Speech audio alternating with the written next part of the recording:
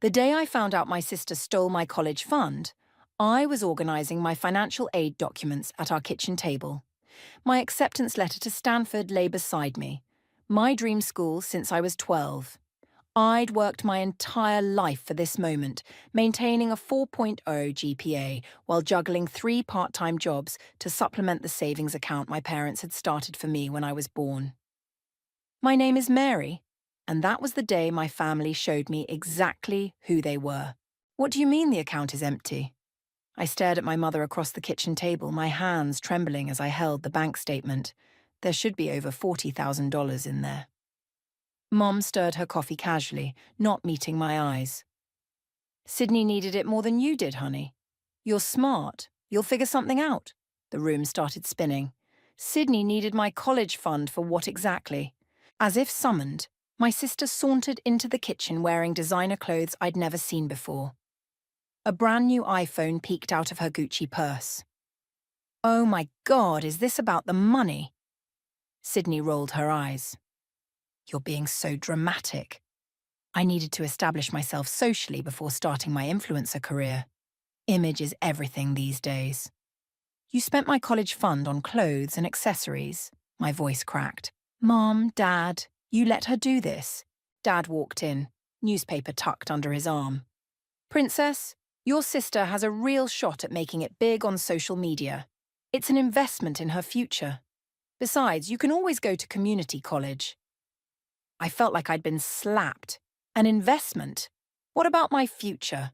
I got into Stanford, Sydney laughed. Actually laughed. Please. Like you could handle Stanford anyway. You should be thanking me for saving you from embarrassing yourself. Mary, Mom sighed. We always knew Sydney had that special something. You're more practical. You'll be fine wherever you go. I stood up so quickly my chair toppled backward. Practical? I worked 3 jobs while maintaining perfect grades. I earned that money. It was meant for my education. Oh, stop being so selfish, Sydney snapped. I already have 10,000 followers. Once I hit it big, I'll pay you back double. When did you take it? I demanded. How long have you all been lying to me? Mum and Dad exchanged glances. We transferred it to Sydney's account about 6 months ago, Dad admitted. She had a solid business plan. 6 months, I interrupted. While I was working overtime at the diner, while I was applying for scholarships. Look what I got with it, Sydney twirled, showing off her outfit. Don't you think I look amazing? This is what success looks like, Mary. Something inside me broke. I walked to my room without another word, pulled out my suitcase and started packing. My hands were steady now, my mind clear. I could hear them talking in the kitchen. She'll get over it, Mum was saying. She always does. Should we check on her? Dad asked. Let her throw her little tantrum, Sydney replied. She's just jealous of my potential. I zipped up my suitcase and walked back to the kitchen. I'm leaving. Don't be ridiculous, Mom scoffed. Where would you go? Anywhere but here. I pulled out my phone and dialed my friend Brady's number. Hey, can I crash at your place for a while? Of course, he answered immediately. Everything okay? I'll explain when I get there. I hung up and faced my family one last time. You know what's funny? I always knew Sydney was your favourite, but I never thought you'd steal from me to prove it. We didn't steal anything, Dad protested. We redistributed family resources. Save it. I headed for the door. I hope those followers are worth it, Sydney, because you just bought them with my trust and respect. Mary, don't be dramatic, Mom started. I'm not being dramatic. I'm being practical, remember? And practically speaking, I no longer have a family. I walked out, wheeling my suitcase behind me. As I reached the sidewalk, I heard Sydney call out, "You'll regret this when I'm famous." I didn't look back. I had exactly $342.87 in my personal account, a part-time job at a diner, and an acceptance letter to a school I could no longer afford. But I also had something else. A burning determination to prove them all wrong. Brady was waiting for me when I arrived at his apartment 20 minutes later. One look at my face and he knew something was seriously wrong. Want to talk about it? He asked, helping me with my suitcase. I took a deep breath. Yeah, but first, I need to figure out how to apply for student loans. I'm going to Stanford with or without their help. Living out of Brady's spare room wasn't exactly the fresh start I'd imagined for myself, but it was better than going back home. The first week was the hardest. I'd wake up confused, reaching for my childhood alarm clock before remembering where I was. "You need to eat something," Brady insisted one morning, sliding a plate of scrambled eggs across his kitchen counter. "You've got that financial aid meeting at Stanford today." I pushed the eggs around with my fork. "What's the point? Even with loans and aid, I'm still short by thousands." "Then we'll figure something out," Brady sat beside me. "But you're not giving up. I didn't watch you work your ass off for 4 years just to let your sister's shopping spree derail your future." The financial aid officer's name was Rachel, and she changed my life that afternoon. "Your situation is unusual," she said, reviewing my documents. "But not impossible. Tell me, Mary, how badly do you want to attend Stanford?" "More than anything," I replied without hesitation. "I'll work 3 jobs if I have to." Rachel smiled. "That won't be necessary. There's a work-study program in my department. It won't cover everything, but combined with loans and a partial scholarship, I think we can make this work. The catch is, you'll need to take a reduced course load. It might take 5 years instead of 4. "I'll take it," I said immediately. "I don't care if it takes 10 years. That evening, I picked up an extra shift at the diner to celebrate. The irony wasn't lost on me, celebrating the chance to work more by working more. As I refilled coffee cups, my phone buzzed with a text from Sydney. "OMG sis, just hit 15K followers. Told you this was a good investment. Miss you." I deleted it without responding. Months passed. I settled into a routine. Classes in the morning, work-study in the afternoon, diner shifts at night. Brady's spare room became my sanctuary, decorated with second-hand furniture I'd picked up from yard sales. "You should see their Facebook posts," Brady said one evening as we shared takeout. "Sydney's influencer career isn't exactly taking off. Your dad's business isn't doing great either." "I don't want to know," I replied, focusing on my noodles. "They're not my problem anymore." But late that night, I found myself scrolling through their profiles. Sydney's follower count had plateaued. Her latest posts were mostly ads for sketchy weight loss teas. Mum's usually cheerful updates had taken on a worried tone, with vague references to challenging times and keeping faith. The next morning, Rachel caught me yawning during our work-study shift. "Late night?" she asked, handing me a stack of files to organize. "Just thinking too much." I hesitated. "Can I ask you something? How do you know when you've made the right choice?" Rachel set down her coffee. "Is this about your family? How did you—" "Mary, you're not the first student I've seen whose family let them down. But you're one of the few who turned that disappointment into determination." She leaned forward.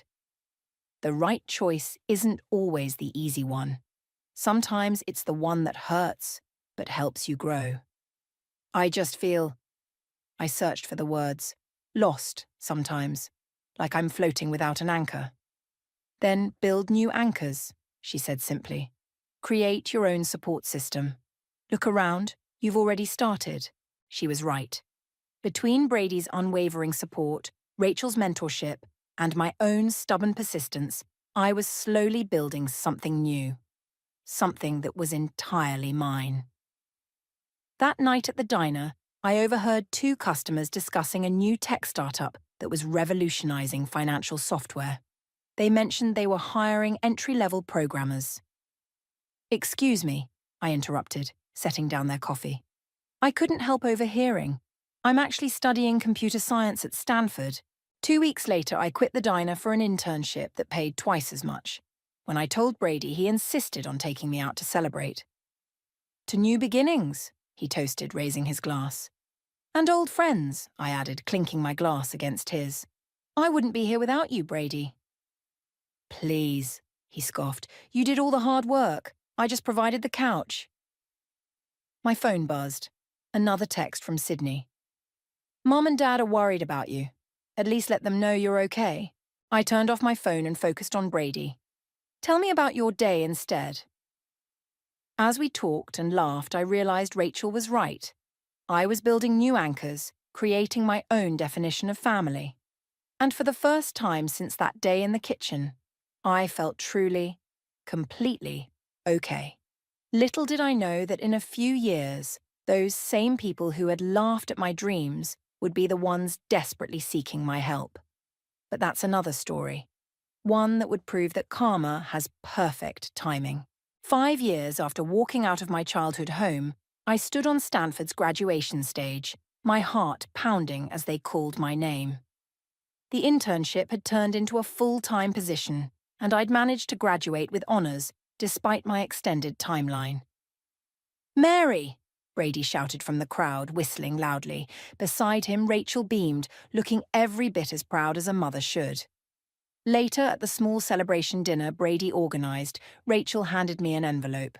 "Open it," she urged, practically bouncing in her seat. Inside was a job offer, Director of Student Financial Services at Stanford. "But that's your job," I said, confused. "Was my job," Rachel corrected. "I'm moving to the dean's office, and I recommended you as my replacement." "You've lived it, Mary. You know what these kids are going through. Who better to help them?" I looked at the salary figure and nearly choked on my wine. It was more money than I'd ever imagined making, especially combined with my tech job, which I'd decided to keep part-time. "Speech!" Brady called out, raising his glass. "To the two people who became my real family," I said, my voice thick, "who believed in me when my own family wouldn't. Speaking of family," Brady said carefully, sliding his phone across the table, "you might want to see this." It was a local news article. "McCoy Technologies files for bankruptcy," the headline read. My father's company, once the pride of his life, was failing. The article mentioned mounting debts and mismanagement. "There's more," Brady added. "Sydney's influencer career." Well, I pulled up her Instagram. Her follower count had dropped dramatically, and her last post was a tearful video about being scammed by a fake modeling agency. She'd lost thousands of dollars, probably what remained of my college fund. "Are you okay?" Rachel asked softly. "Honestly, I feel nothing." I handed the phone back to Brady. They made their choice 5 years ago. The next morning, I walked into my new office at Stanford, ready to start my first day. By lunch, I'd already helped 2 students figure out their financial aid options. As I was reviewing a third case, my office phone rang. "Mary?" "It's Mom." My hand froze over the paperwork. "How did you get this number?" "Your old friend Jessica works in administration. Please don't hang up." Her voice cracked. "We need to talk." "We needed to talk 5 years ago," I replied coldly, "before you let Sydney steal my future." "She didn't steal—" Mom caught herself. "Look, things are difficult right now. Your father's business, Sydney's investments. We're losing the house, Mary." "That sounds like a personal problem." "We're family," she pleaded. "Family?" I laughed. "Family doesn't steal from each other. Family doesn't dismiss dreams as impractical. Family doesn't—" "We made a mistake," she interrupted. "We know that now. Please, can we just meet? Have dinner? Your father and Sydney will be there. We need to make things right." I was about to refuse when Rachel's words from years ago echoed in my mind. Sometimes the right choice is the one that hurts but helps you grow. "Fine," I said finally. "Thursday night. Send me the details." After hanging up, I called Brady. "They want to meet," I told him. "Are you going?" "Yes." I took a deep breath. But not for them. For me. I want them to see exactly what they threw away. That evening, I stood in front of my mirror, adjusting my blazer. My reflection showed someone different from the broken girl who'd fled with a single suitcase. This woman was successful, confident, and, most importantly, whole. My phone buzzed with a text from Sydney. "Can't wait to see you, sis. We have so much catching up to do." I thought about all the times I'd dreamed of this moment, of showing them how wrong they were about me. But now that it was here, I realized something important. I didn't need their validation anymore. "You don't have to do this," Brady said when I called him again. "I know." I grabbed my car keys. "But I want to. Besides, I'm curious to see what they think constitutes making things right." "Want me to come with?" "No," I replied, thinking of the folder I'd prepared with bank statements, achievement certificates, and my new business cards. "I can handle this." As I drove to the restaurant, I thought about how life has a way of coming full circle. 5 years ago, they'd laughed at my dreams. Now they needed my help. The irony wasn't lost on me, but I wasn't the same person they'd betrayed. I was stronger now, wiser, and I had a feeling this dinner was going to be very interesting indeed. The restaurant they chose was significantly less upscale than the ones they used to frequent. I spotted them immediately. Mom nervously adjusting her knockoff handbag, Dad's shoulders slumped in his worn suit, and Sydney picking at her chipped nail polish. "Mary!" Sydney jumped up, arms outstretched for a hug I didn't return. Her designer clothes were gone, replaced by fast fashion basics. "Let's skip the pretense," I said, taking my seat. "You didn't invite me here for a family reunion." Mom's face fell. "Can't we at least catch up first? You look different." Success does that to a person. I placed my folder on the table. "So, who wants to start?"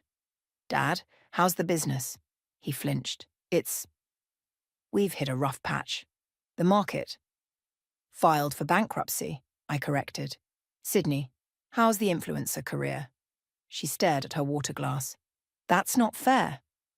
"Neither was stealing my college fund, but here we are." "Mary," Mom interrupted. "We know we made mistakes, but we're still family." "Family?" I opened my folder and pulled out my bank statement from 5 years ago. "Let's talk about family. Here's the account you emptied. $43,000 to be exact, my entire future." "We can explain," Dad started. "I'm not finished." I pulled out my Stanford acceptance letter. "Remember this? The one you said I couldn't handle?" "Well, guess what?" I slid my diploma across the table. "Graduated with honours, while working 2 jobs." Sydney's eyes widened at my business cards. "Director of Student Financial Services, and you work in tech too?" "Turns out I'm not just practical, I'm actually pretty damn successful." I leaned back. "Now, why don't you tell me why we're really here?" Mom burst into tears. "We're losing everything, Mary. The house, the cars, your father's business debts." "The modelling agency scammed me," Sydney added quietly. "All my followers left when I couldn't maintain my lifestyle." "We need..." Dad cleared his throat. "We need help. A loan. Just until we get back on our feet." I let the silence stretch. A waiter approached, but I waved him away. "How much?" $75,000, Dad mumbled, "to keep the house and settle the urgent debts." I pulled out my phone, pulled up my banking app. "I could transfer it right now, I have the money." Their faces lit up with hope. "But before I do," I continued, "I want you to explain something to me.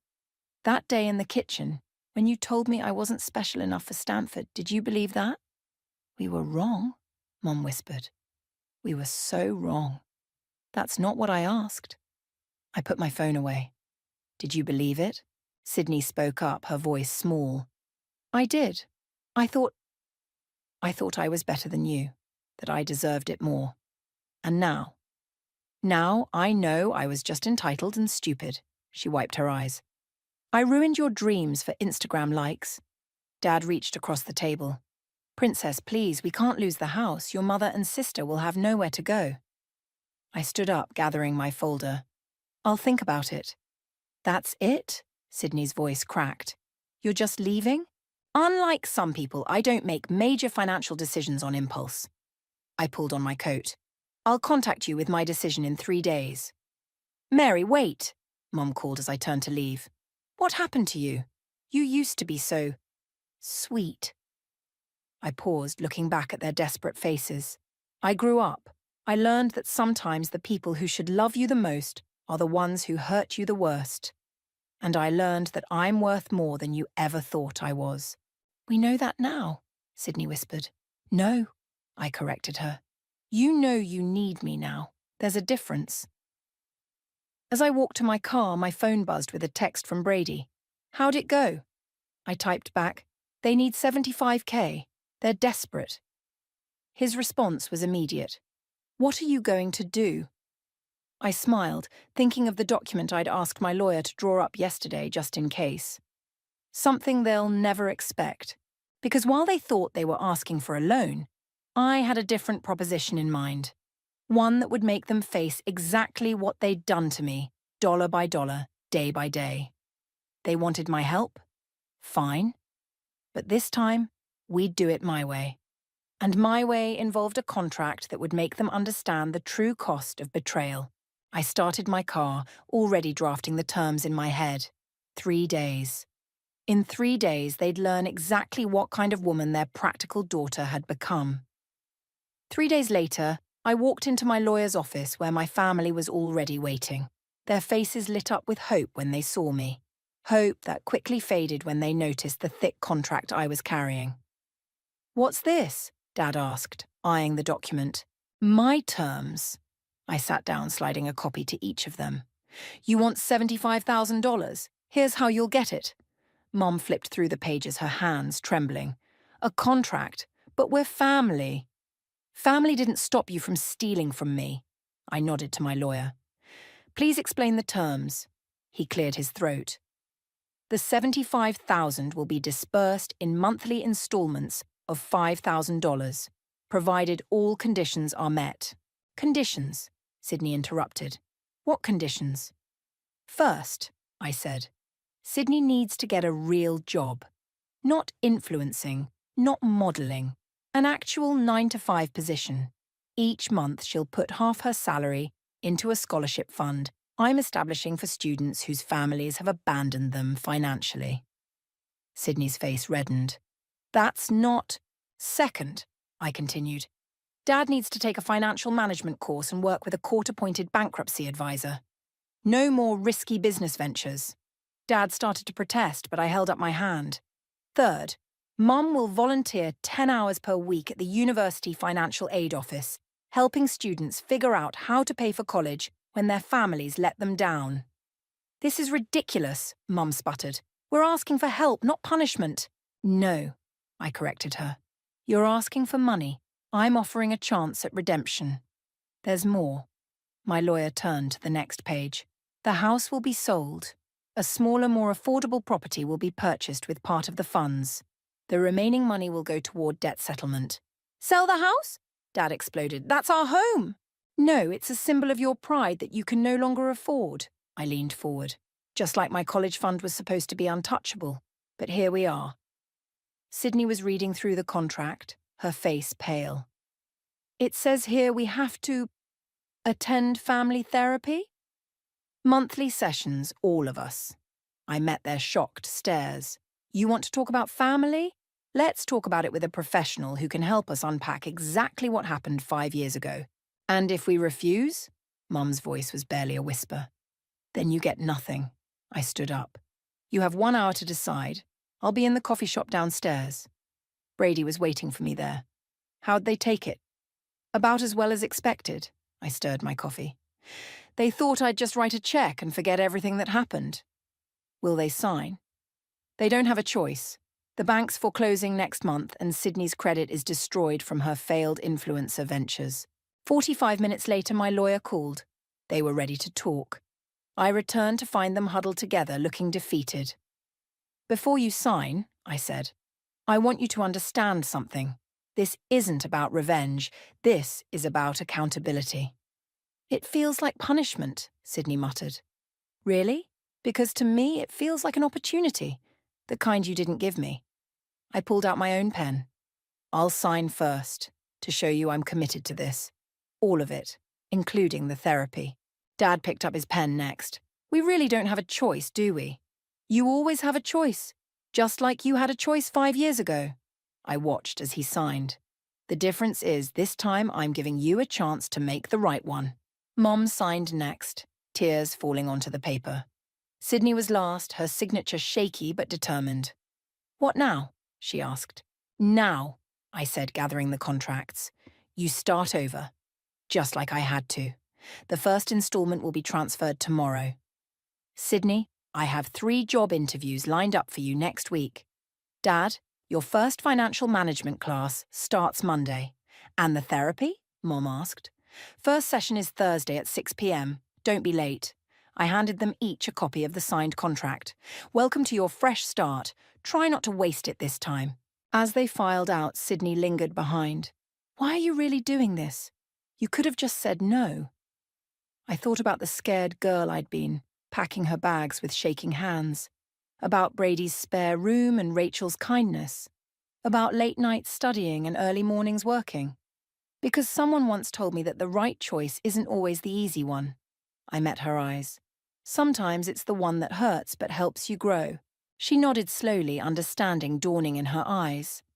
As she left, I pulled out my phone to text Brady. They signed. All of them. His response came quickly. "You're either the most forgiving person I know or the most brilliant." I smiled, thinking of the journey ahead. Maybe I'm both. The first therapy session was as uncomfortable as I'd expected. We sat in a semicircle, the tension thick enough to cut with a knife, while Dr. Roberts observed us with practiced patience. "Let's start with that day," she said.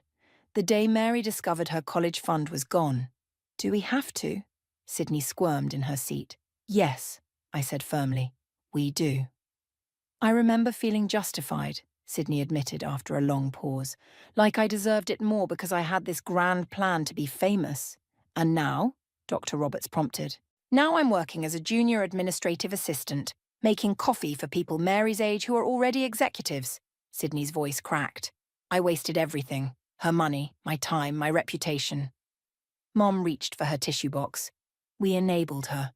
We really thought, that I wasn't worth investing in," I finished. "That I was just the practical one, the backup plan." "No," Dad protested. "We never thought." "Really?" I pulled out my phone, played the video I'd recorded that day. Their own voices filled the room. "Sydney has that special something. You're more practical. Like you could handle Stanford anyway." Dr. Roberts watched their faces as they heard themselves. "That must have been painful to record." "I listen to it sometimes," I admitted, "when I'm doubting myself. It reminds me how far I've come." Sydney burst into tears. "I was horrible. I can't believe I laughed at your dreams." "Sydney," Dr. Roberts said gently, "why do you think you did that?" "Because I was terrified of failing." The words exploded out of her. "Mary always knew what she wanted. She worked hard, had real goals. I thought if I could be famous fast, I could prove I was special too." The session continued, peeling back layers of resentment, jealousy, and misplaced priorities. By the end, we were all emotionally exhausted. In the parking lot, Sydney caught up with me. "I got my first paycheck yesterday." "I know. The scholarship fund received your deposit." "It felt good, actually. Earning something real." She hesitated. "My co-worker mentioned they're looking for someone in the IT department. I thought, maybe I could take some coding classes." I studied her face, searching for any trace of the entitled girl who'd laughed at my ambitions. Instead, I saw something new: humility, maybe even determination. "The community college has excellent night classes," I said finally. "I could help you with the application." The next week, Dad called me to his financial management class. Would you mind sitting in? There's something I need to say." I found him standing at the front of the class, hands shaking slightly. "This is my daughter, Mary," he told the room full of other struggling business owners. "5 years ago, I stole her college fund to finance my other daughter's social media career.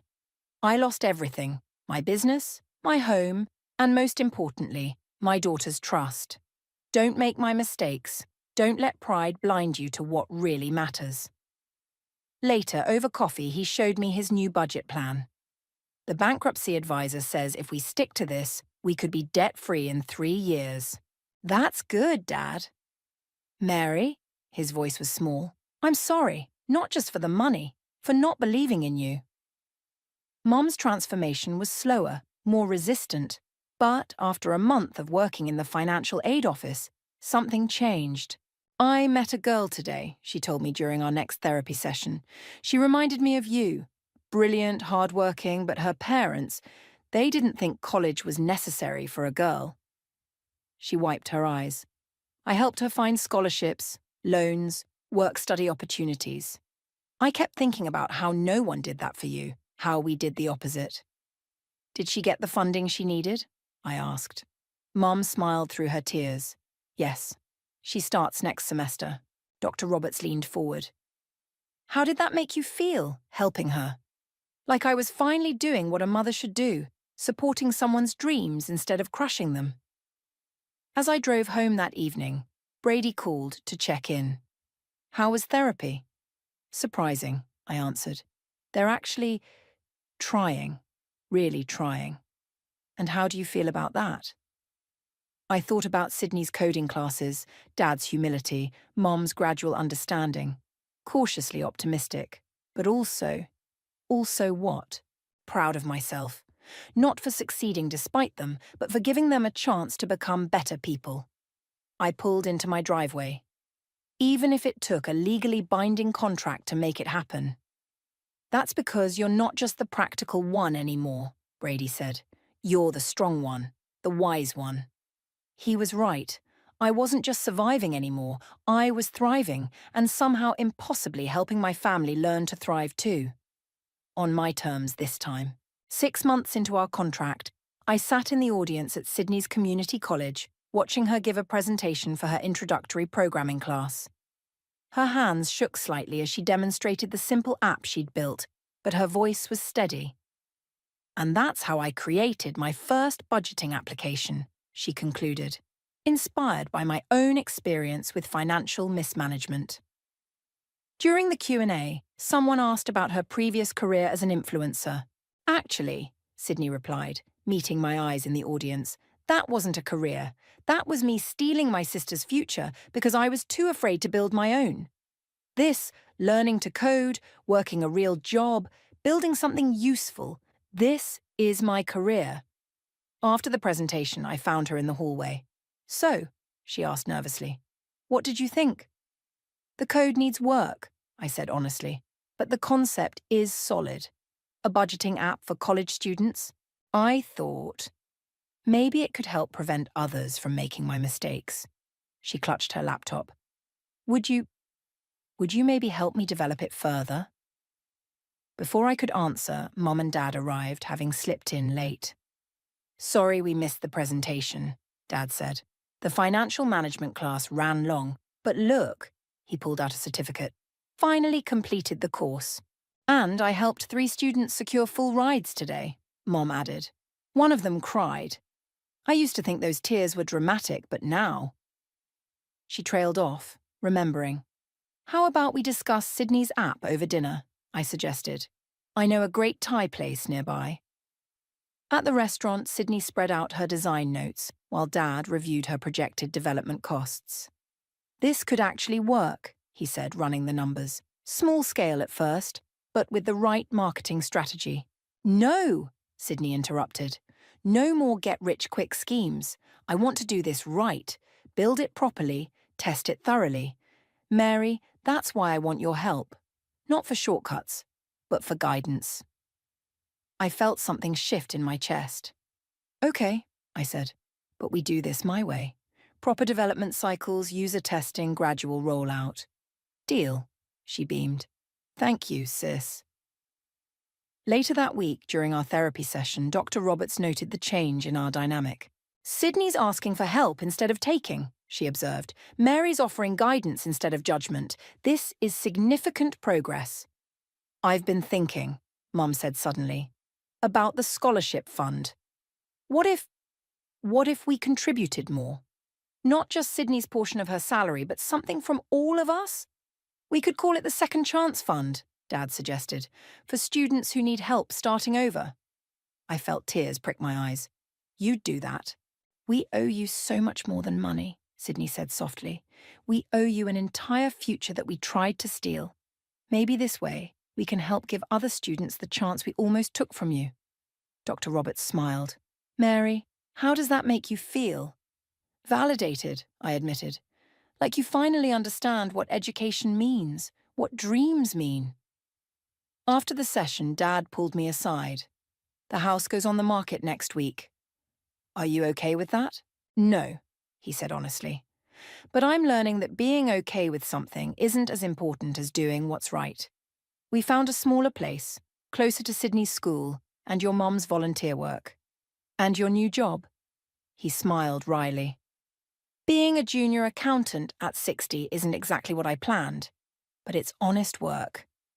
That means something now. That night, I met Brady for our weekly dinner. "You're looking thoughtful," he noted. "Sydney asked for my help with her app today. Actually asked instead of assuming or demanding. And? And I wanted to help her. Genuinely wanted to." I pushed my food around. "Is that weird? After everything?" "No," Brady said. "It's growth. On both sides." My phone buzzed. A text from Sydney. "Reviewed your coding suggestions. Makes so much sense now. Thank you for being patient with me. Coffee tomorrow to discuss the next module?" As I typed back yes, I realized something profound. The contract I'd drafted 6 months ago wasn't just changing them. It was changing me too. The walls I'd built for protection were slowly transforming into bridges. "You know what's funny?" I told Brady. "I created that contract to make them understand what they'd done to me, but watching them actually do the work, make real changes, it's healing something in me too." "That's because you're giving them what they didn't give you," he replied. "A chance to prove they can be better." I thought about Sydney's app, Dad's humble new job, Mum's dedication to helping students. Small steps, but real ones. Genuine changes, not just performances for my benefit. "Maybe," I said, "that's what real family does. Not just love each other, but help each other grow." The final payment hit my account on a Tuesday morning. I stared at the notification, remembering the scared girl who'd fled with nothing but a suitcase and determination. Now, sitting in my office at Stanford, I pulled out the contract that had changed everything. My phone buzzed, a message from Sydney. "Check the App Store. We're live." I opened the store and found it immediately. Fresh Start Finance, building better financial futures. Below the description was my sister's name as lead developer, and mine as project advisor. 300 downloads already, Brady said, poking his head into my office. "Not bad for day one." "Did you see the dedication page?" He leaned over my shoulder as I tapped through the app. There it was, in simple text. "To my sister Mary, who taught me that real success comes from hard work, not shortcuts.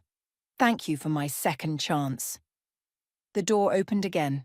Mum, carrying her volunteer coordinator badge and a stack of files. "2 more full scholarships approved," she announced. "The Second Chance Fund is making a real difference. You should see these students' faces when they realize they can actually afford college." "Speaking of the fund," Dad entered behind her, straightening his accountant's tie. "The quarterly reports are ready. We've helped 28 students so far." I looked at them, really looked at them. Mum's pride wasn't about appearances anymore, but about impact. Dad's confidence came from honest work, not risky schemes. And Sydney, she'd traded Instagram filters for computer filters, building something real. "Family therapy in 20 minutes, Sydney reminded everyone joining us. "Dr. Roberts said it's time to discuss ending the formal sessions." "Are we ready for that?" Mum asked. "I think we are," I said, surprising myself. "Look at us. Actually talking.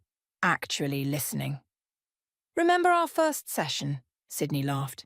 "We could barely look at each other." "Because we were all carrying shame," Dad admitted. "Me for failing as a father, Sydney for what she'd done, your mother for enabling it. And me for being angry," I added, "for needing that contract to force you to change." "That contract saved us," Mum said quietly. "Not just financially. It made us face ourselves." Brady cleared his throat. "Speaking of facing things, Mary, should we tell them?" I nodded, standing up. "We're getting married. Small ceremony next month." "Oh, honey." Mom stepped forward, then hesitated. Would it be okay if I helped plan it?" The old fear flickered. Would she try to take over, make it about appearances? But I saw only genuine hope in her eyes. "Actually," I said, "I'd really like that." Sydney wiped her eyes. "Does this mean, are we really family again?" "We're something better," I replied.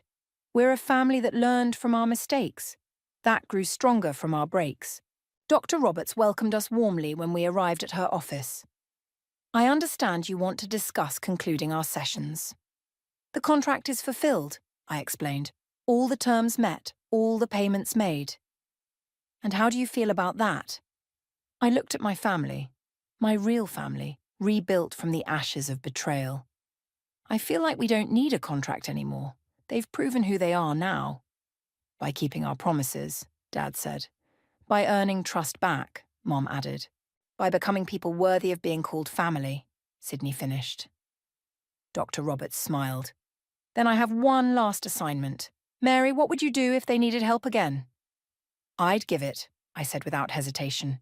Not because of obligation, but because I trust who they've become. And we'd accept it with gratitude, Sydney said, but only after trying to solve things ourselves first. That, Dr. Roberts said, is how I know you're ready. Later at dinner, Brady raised his glass. To the strongest family I know. To second chances, Dad added. To doing the work, Mom said. To building something real, Sydney smiled. I looked at them, my once broken, now healing family, and raised my own glass. To growing together. As we ate, talked and laughed, I thought about that contract, safely filed away in my office. We'd needed it then, needed its structure and consequences to force us to face our truths.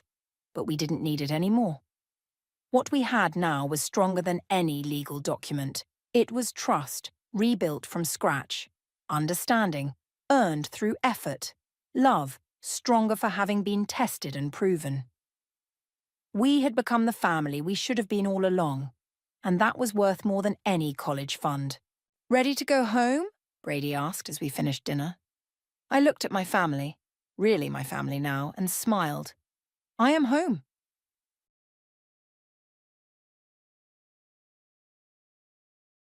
The gentle morning sunlight illuminated the White House standing in San Diego's upscale residential area. It was a modern two-story Spanish colonial-style home. In the well-maintained front garden, colorful flowers were in full bloom. The fragrance of roses, lavender, and geraniums blended into the morning air. This is my home, Lisa Morrison's residence. Today, as usual, I was heading to work in my second-floor study. The light streaming through the large windows reflected off my MacBook screen, making it difficult to check design details. I adjusted the curtains to modify the lighting.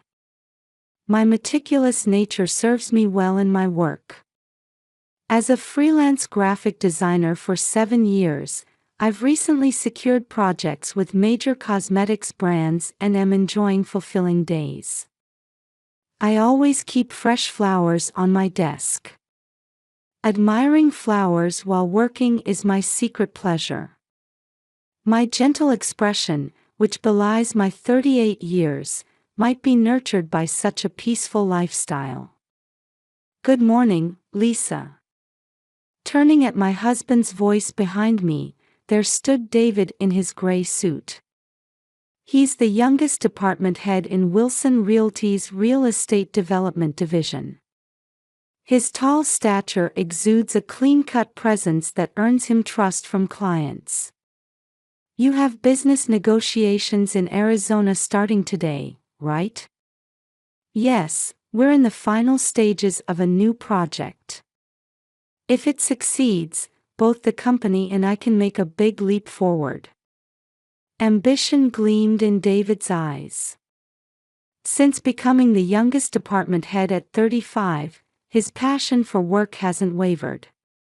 However, lately, something seems different. He's been checking emails late at night more often and frequently working on weekends. Take care. After this brief exchange, David left the house. Recently, his business trips have increased, reducing our time together. He's changed his phone password, his return times have become irregular. While these small changes worry me, perhaps it's inevitable given his dedication to work. Still, a slight unease lingers in my heart. We've been married for 6 years. We met at a mutual friend's wedding party and got married in this church after dating for a year. I still vividly remember the day we first met. He was alone in a corner of the party venue, sipping champagne. Something about his way of avoiding the crowd attracted me. That night, we talked until dawn. About work, dreams, family. Words flowed naturally as if we were longtime friends. From that moment, we felt we were destined for each other. We don't have children yet. David is hesitant about raising children, so we cherish our life together as a couple. Still, sometimes I imagine how wonderful it would be to hear children's voices echoing through the house. On weekends, we enjoy shopping for ingredients at the La Jolla open-air market and cooking. These are peaceful moments spent as a couple, surrounded by the aroma of fresh vegetables, fruits, and freshly baked bread. Sundays are dedicated to worship at St. James by the Sea Episcopal Church. And once a month, I have lunch with my mother. At the lodge at Torrey Pines, she always reserves a window seat. My mother Patricia, a former model, maintains a youthfulness that belies her 58 years. Thanks to several plastic surgeries, she looks no older than her early 40s. Her perfect hair and makeup, dressed in luxury brands, still draw people's attention. But as her daughter, I don't miss the occasional loneliness in her eyes. "Lisa, you should pay more attention to your appearance." I smile wryly whenever she says this. We never agree. I prefer natural makeup and simple clothes, while my mother favors flashier styles. But perhaps behind those words lies a mother's love for her daughter. Since father's death, mother has maintained a luxurious lifestyle with the insurance money, but lately, it seems her plastic surgery costs are straining her finances. With her strong attachment to youth and high pride, she might not be able to confide in anyone. Recently, she seems restless even during our lunch meetings, as if troubled by something. During our recent lunch, mother seemed different than usual. While showing off her new luxury brand bag, there was a moment when her credit card didn't work, and she hurriedly pulled out cash. "Mom, if you're having any troubles, please tell me." But mother just smiled and said, "There's nothing to worry about," quickly changing the subject. At that moment, I thought I saw her hands trembling slightly. After mother left, I stood by the window, gazing at the distant green of Torrey Pines golf course. For some reason, mother's retreating figure seemed very lonely. In the evening, while watering the garden flowers, I thought about family. Though not perfect, these peaceful days were my most precious treasure. The scent of roses dissolved into the evening air, enveloping me in tranquility. I didn't know then that this peace was about to crumble. And that somewhere beyond my knowledge, my beloved ones were making irreparable mistakes. On June 15th, strong sunlight had been illuminating San Diego since morning. Inside the air-conditioned house, I was busy preparing for an important presentation. "Lisa, I'm heading out." David appeared in my study, pulling a gray suitcase. He said it was a 4-day business trip for negotiations. "Yes, take care." "Thanks." David seemed somewhat restless and left the house more quickly than usual. Standing at the entrance seeing him off, I thought I heard a phone ringing. But David got into his car hurriedly without answering any calls. At 9 a.m., I also left home for a client meeting. Navy dress with a modest pearl necklace, a gift from mother. I remembered her words, "Sometimes this style works too, don't you think?" In the car heading to downtown San Diego's office building, I suddenly worried about mother. Yesterday, she called unusually. "Lisa, are you happy? was her abrupt question. When I hesitated to answer, she said, "I'm sorry, don't mind me," and hurriedly hung up. The meeting ran longer than expected. After intense discussions with the client about a new campaign concept, when I stepped outside, it was already past 2 p.m. Checking my cell phone, there were 3 missed calls from an unfamiliar number. And 1 voicemail.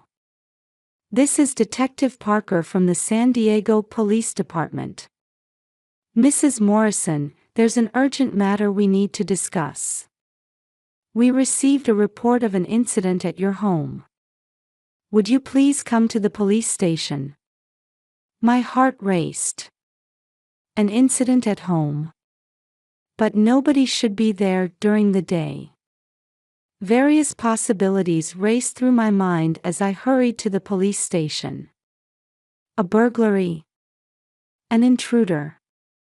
At the police station, a mild-mannered male police officer in his 50s attended to me.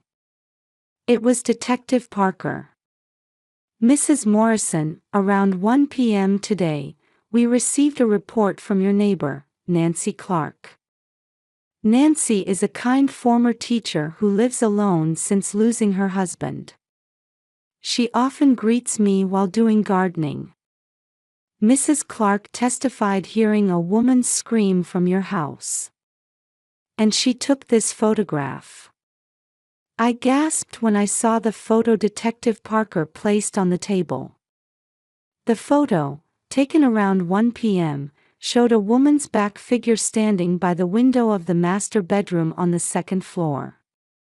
Slim build, glossy shoulder-length brown hair. Holding a luxury brand bag, wearing an elegant beige dress. A sophisticated-looking woman appearing to be in her early 40s. According to Mrs. Clark's testimony, she heard an angry shout saying, "You promised," and the sound of something falling. Detective Parker continued as I stood there shocked. "Our investigation found no signs of forced entry through windows or doors. This woman must have entered the house through some means." Anxiety spread through my heart. The recent changes in David's behavior. Mother's strange phone call. And this familiar silhouette. I recommend checking your house after returning home. If you notice anything suspicious, please contact us immediately. After leaving the police station, I sighed deeply in my car. The familiar silhouette. That bag. And this uneasy premonition. When I arrived home, the front door was indeed locked. I entered the house nervously. The first-floor living room seemed unchanged at first glance. But something was different. A faint scent of expensive perfume lingered in the air. Climbing the stairs, I froze as I opened the master bedroom door. Things were different from usual. The pillow positions on the bed were slightly shifted. The arrangement of cosmetics on the dresser had changed. Even the way the curtains were drawn differed from when I left in the morning.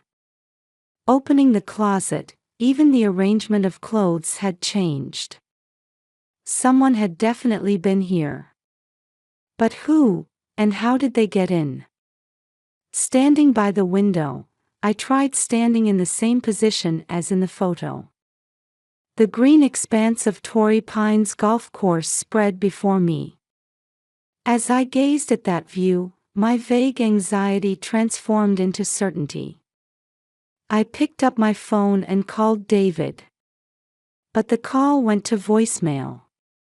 "David, I sent you a photo, please check it and call me back." I left a message and sent the photo. Then I tried calling Mother, but she didn't answer either. In the bedroom bathed in evening light, I stood by the window. Feeling that some big lie was hidden within this peaceful life. But I still lacked the courage to face that truth. As night fell, there was still no contact from either David or Mother. Dawn broke after a sleepless night. Still no word from David or Mother. Despite calling countless times since yesterday, both calls went straight to voicemail. Outside the window, birds were singing their morning song, but my heart remained heavy. Unable to eat breakfast, I began investigating the master bedroom again. Carefully looking around the room, searching for the source of yesterday's sense of wrongness. The expensive perfume's lingering scent was still faintly present. This scent. Suddenly, I remembered. It was La Vie Estate Belle, Mother's favorite perfume. The one David gave her last Christmas. I had been pleased by his thoughtfulness then. Opening the dresser drawer, I found an unfamiliar cosmetic item. An expensive brand lipstick. The same color Mother had recently been wearing. A flashy shade that wouldn't suit me. The closet bothered me too. The usually well-organized clothes were slightly disheveled. Reaching into the back, I touched something hard. Pulling it out revealed a luxury hotel room key. It had fallen from the pocket of David's business trip suit. A San Diego hotel. Wasn't the trip supposed to be to Arizona? I opened my laptop and checked David's credit card statements. We shared passwords out of trust in our marriage. I was shocked by what appeared on the screen. Regular payments at luxury hotels. Meals at expensive restaurants. And purchases from luxury brands Mother would like. All coinciding with David's business trip dates. It can't be. As suspicion was turning to certainty, the doorbell rang. Opening the door, I found Nancy standing there with a worried expression. "Lisa, are you all right? I've been so worried about yesterday." Over the tea and cookies she brought, I confided everything to Nancy. The recent changes in my husband's behavior, my relationship with Mother, and all the evidence I'd found. Actually, I had seen her before taking that photo yesterday. My heart raced at Nancy's words. Always on days when your husband was away on business trips. I saw the same woman entering your house. But at first, I thought she must be your relative or friend. Just then, my phone rang. The screen showed Mother. My hands trembled. "Mom, where are you?" "Lisa, I'm sorry, we need to talk." Mother's voice was unusually shaky. "I'm waiting at the lodge at Torrey Pines. At our usual table." After hanging up, I stood still for a long time. Nancy gently rubbed my back. "Go. You shouldn't run from the truth." Arriving at the lodge at Torrey Pines, I found Mother sitting at our usual window seat. Beneath her perfect makeup, exhaustion showed through. And on the table was that bag from the photo. She wore the same beige dress as in yesterday's picture. "Sit down." Mother's voice was thin. "You found out about my relationship with David." Though I thought I was prepared, hearing those words directly from Mother's lips made my world go dark. Why? To maintain my youth. To keep my status. The plastic surgeries. I needed money. Mother's confession continued. The debts from plastic surgery costs. David's advances. And how their relationship changed from a financial arrangement to something else. "Lisa, I Just then, Mother's phone rang. Her face tensed at the name on the screen. David. I grabbed Mother's phone and put it on speaker. Patricia, what's going on? Lisa sent me a photo. Don't tell me. David, it's over. My voice made the other end of the line go silent. Lisa. I know everything. The credit card statements, the hotel key, everything. Wait, let me explain. Explain what? Your relationship with Mother. Or embezzling company money.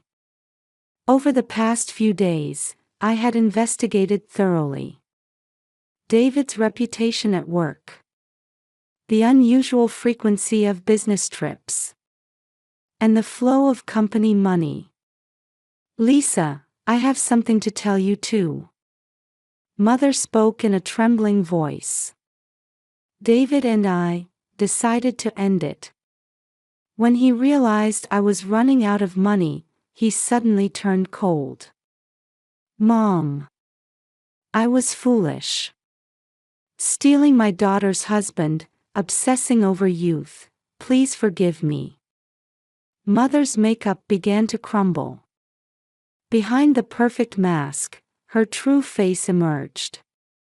I silently stood up and left the restaurant. I could hear Mother crying behind me. But I couldn't turn back. In my car, I took a deep breath. Then I picked up my smartphone and dialed a number. Hello, Detective Parker. I found new evidence about that photo. And I need to talk to you about my husband's corporate fraud. The evening sky was turning red. From this day forward, my life would change dramatically. But perhaps this wasn't an ending, but a new beginning.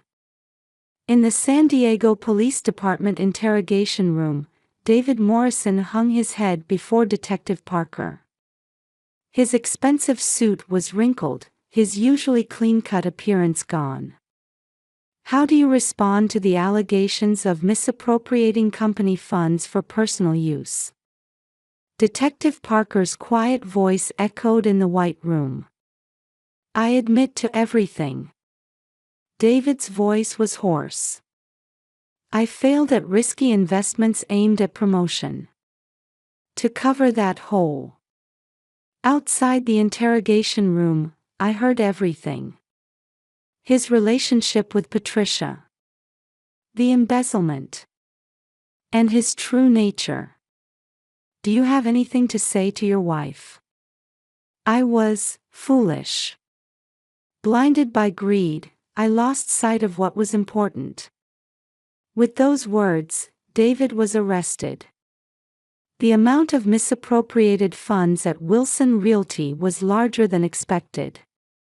Meanwhile, Mother was busy moving out of her luxury apartment. Please take these. In the cardboard box were memories with Father. The wedding album. Family vacation photos. And my childhood drawings and letters. Mom. It's all right. This is the path I chose. From now on, I'll live more modestly, but true to myself. I saw a long-absent strength in Mother's eyes. A few days later, in a small room at St. James by the Sea Episcopal Church, I was praying alone. Reverend Martin quietly approached. Lisa, sometimes we're betrayed by those closest to us. But when we overcome that, we find our true strength. Soft sunlight streamed through the stained glass.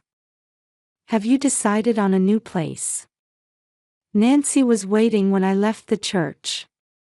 Yes, a small apartment in Mission Hills. I'll start moving next week. And about the new job. I had made up my mind. Using my freelance experience, I decided to open a small design office. Several projects from former clients were already lined up.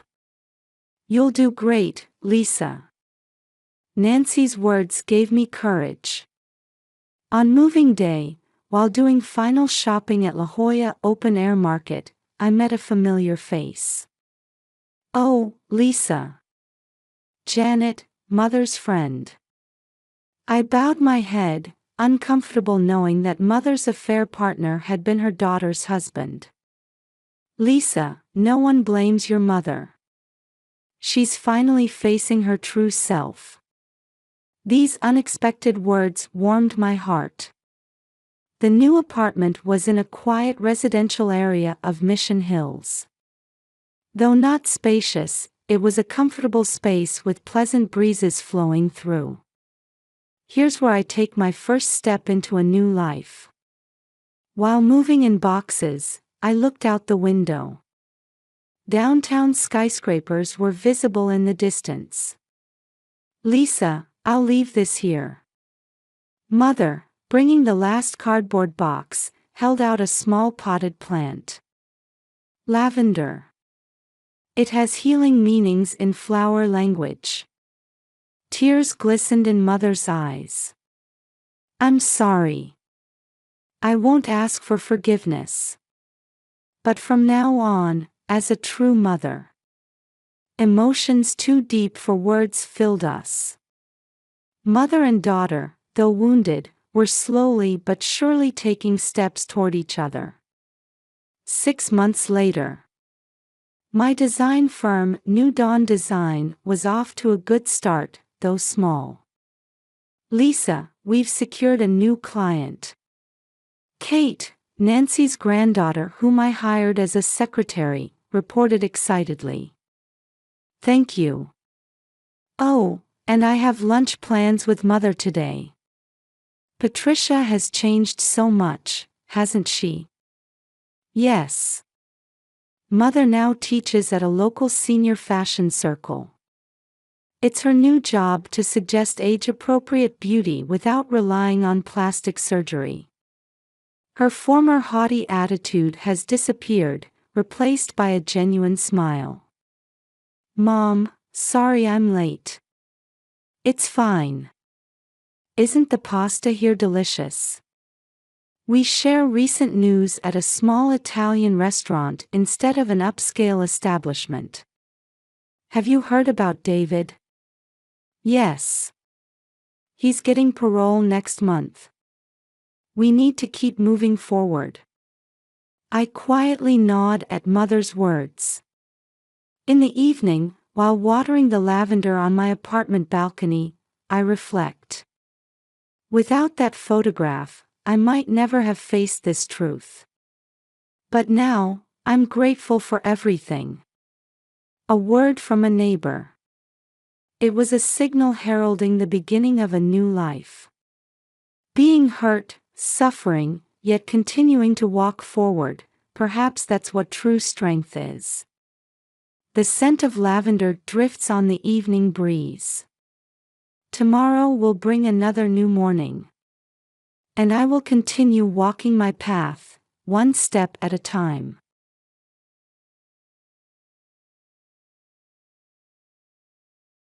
Mornings in Scottsdale always begin with the desert's dry air.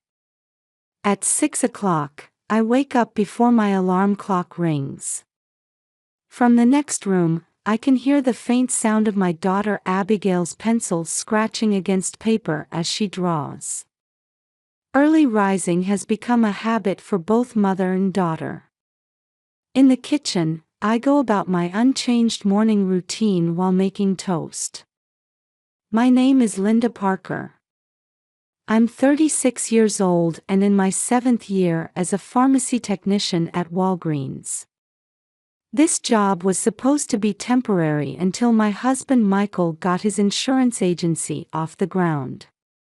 When we first got married, I had considered becoming a full-time housewife eventually. But now, this job has become an essential pillar supporting both Abigail's and my life. From inventory management to prescription verification, this detail-oriented work might suit my meticulous personality. Working 5 days a week from 9 a.m. to 6 p.m., while it's a regular schedule, it's not easy raising a 10-year-old daughter as a single mother. I wake up at 5:30 a.m. to prepare lunch boxes, and when there's overtime, I call the after-school program to request an extension. But I think my organized personality makes this lifestyle possible. On days off, I make sure to spend time with Abigail, going to art museums she loves or drawing together. Such ordinary moments shape our happiness. Abigail is a 4th grader at Chaparral Elementary School. Her large brown eyes and contemplative expression are certainly inherited from her father. However, her careful brushstrokes while painting and her deep, observant gaze somehow remind me of myself. Her artwork has a mysterious charm. Whether drawing landscapes or people, it's not merely realistic depiction, there's a unique sensibility that shows through. She's one of the students particularly favored by the art teacher. Before the divorce, Abigail was a more outgoing child. Her laughter while playing with friends used to echo throughout the house. She still enjoys playing with friends, but she's become somewhat reserved. However, art class is different. When she's drawing, she comes alive, her expression brightening as if she's a different person. Seeing her like that makes my heart ache. I met my ex-husband Michael during our college days at Arizona State University. He was a charismatic presence in the business school, while I was a practical pharmacy student. Our opposite personalities balanced each other well, bringing out the best in each other. His big dreams and my practical planning, back then, I believed it was the perfect combination. We married right after graduation, and Michael opened his insurance agency. It started as a small office, but with his sales talent and connections, the business grew steadily. We had an ideal newlywed life, and when Abigail was born, I felt there couldn't be greater happiness. On holidays, the 3 of us would go on picnics and talk about our dreams for the future. Looking back now, perhaps those were our happiest times. However, success gradually changed Michael. Now at 39, he's become one of the region's leading insurance agency owners. On the surface, he's gentlemanly, a success story everyone acknowledges. But beneath that lies a strong obsession with appearances and social status. He frequently changed luxury cars, joined golf clubs, and became desperate to associate with the upper class. He began prioritizing his social status over family time. 3 years ago, when his affair came to light, I decided to divorce. The custody battle in court was fierce, but I ultimately won. I was granted $1,500 monthly in child support and visitation rights every other weekend. While it might have appeared amicable on the surface, the process was far from smooth. Michael criticized my parenting abilities and tried to use his financial power to his advantage in court. However, the judge prioritized the child's emotional stability and ruled in my favor. 6 months ago, Michael began dating his new fiancée, Catherine Hamilton. She's the daughter of an executive at a major local real estate development company. At 35, she's younger than me and reportedly values family bonds. She seems attracted to Michael's ideal father image. She appears to be striving for perfection as a stepmother. Recently, she's been frequently talking about the new family even in front of Abigail. Michael has no lingering attachment to me, his ex-wife. His urgency seems purely driven by pursuing economic and social benefits. I heard they're planning a life in an upscale residential area. His intention to bring Abigail into this seems obvious. For him, portraying a perfect family might be a strategy to secure new business opportunities. Currently, our life has settled into a routine. Abigail attends after-school care on weekdays and spends every other weekend with her father. While we're not financially abundant, we're stable. My job at Walgreens provides that crucial foundation of stability. My colleagues are understanding and willingly adjust shifts for school events. As the sun rises, Camelback Mountain visible from our apartment window turns crimson. The desert landscape can sometimes feel harsh. Yet, there's definite beauty within it. A new day is about to begin. Whatever the day brings, I'll keep moving forward for Abigail. That's my resolution now. The desert sunrise was illuminating our apartment windows earlier than usual. The clock shows 7 a.m. Normally I'd be preparing to head to Walgreens by now, but today is special. I took a rare day off for Abigail's school art exhibition. I felt a bit guilty about missing the busy morning hours at the pharmacy, but my colleague Jane kindly offered to cover for me. In the kitchen, I'm preparing a more elaborate breakfast than usual. Blueberry pancakes, Abigail's favorite. As I add a small flower made of whipped cream, I can picture my daughter's face lighting up. "Hey, Mom," Abigail called out with an unusually bright expression in front of her breakfast pancakes. "I'm excited about today's exhibition." I smile while brushing her long brown hair. Though she can usually handle her own grooming, today is special. I braid her back hair into a small plait and tie it with a white ribbon. The navy dress was prepared last night. The lip gloss I rarely wear sparkles in the morning light. "My painting will be displayed," Abigail says proudly. Her voice carries an excitement she rarely shows. "Mr. Brown said he'd put it in a special place. The most prominent spot in the hallway." I paused at those words. I knew Abigail had artistic talent, but lately, she seems to be getting particularly high praise from her teachers. Watching my daughter throw herself more into art after the divorce stirs complex emotions in my chest. Perhaps she's trying to overcome something through her expression. I finish getting ready and put on my favorite pearl earrings. Looking in the mirror, I feel a bit more confident. I want to look presentable as a mother on my daughter's important day. Arriving at Chaparral Elementary School at 9 a.m., we found many parents had already gathered. The parking lot was more crowded than usual, with a festive atmosphere in the air. The hallway leading to the gymnasium was decorated with colorful artwork. Various techniques, watercolors, crayons, paper cutouts, showcasing children's imaginative worlds made me pause in my steps. The garden of cacti surrounding the school building casts shadows in the morning light. Like these plants thriving in Arizona's harsh climate, the children too must be growing strong. The opening ceremony begins, with the principal's warm welcome echoing through the gymnasium. Next to me, Jennifer Morrison, a regular friend, proudly points out her son's artwork. "Hey, Linda.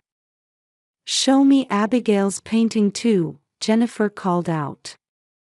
"That child really has talent, doesn't she?" The teacher was praising her during the last parent-teacher conference too. Indeed, Abigail's artwork has a unique charm. Not just technical skill, but a power that speaks to the viewer's heart. Yes, just like that child's inner voice. In the peaceful atmosphere, parents began touring the exhibits in small groups. Sunlight streaming through the gymnasium's high windows creates bands of light on the floor. Children's excited voices can be heard from somewhere in the distance. Finally, I found Abigail's painting. It's displayed in the art room's special corner, taking up slightly more space than other works. At first glance it appears to be a landscape, but looking closer, it seems to be a family portrait. As I took out my smartphone to take a photo, I felt something was off. The placement of figures in the painting seems somewhat unnatural.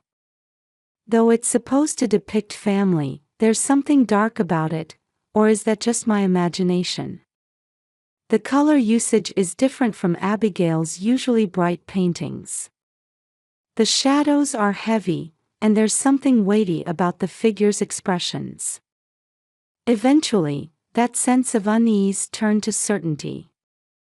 I noticed art teacher Mr. Brown repeatedly stopping in front of Abigail's work. The usually calm teacher had a serious expression as he took notes. Writing in his sketchbook, occasionally tilting his head. Then, having a private conversation with homeroom teacher Ms. Watson in a corner of the hallway. I could feel their glances occasionally turning toward me. Was there some problem? Anxiety began to grow. The teacher's expressions lacked their usual warmth. Other parents continued their cheerful conversations. But to me, even their voices seemed to fade away. Something in Abigail's painting had grabbed hold of my heart and wouldn't let go. As the exhibition reached its peak, the gymnasium was filled with parents' excited voices. Abigail was looking around the exhibits, frolicking with her friends. Just as I was beginning to feel relieved seeing her innocent behavior. "Mrs. Parker, could I have a moment of your time?" Suddenly addressed from behind, I turned around. Homeroom teacher Ms. Watson stood there with an expression I'd never seen before. Her usual gentle smile was gone, replaced by a tense look. "Yes, of course, but could you come with me to the principal's office?" The tension in those words made my anxiety surge. Still, I nodded while maintaining my composure. As a mother, I couldn't show my distress. Walking down the long hallway, various possibilities crossed my mind. Was it about Abigail's grades? Or had she caused some problem? With each echoing footstep, my heartbeat quickened. But what awaited was a scene I never expected. Opening the principal's office door, a police officer in uniform waited with a solemn expression. Sunlight from the window illuminated the officer's badge. On the desk lay what appeared to be a file containing Abigail's artwork. "Please look at this."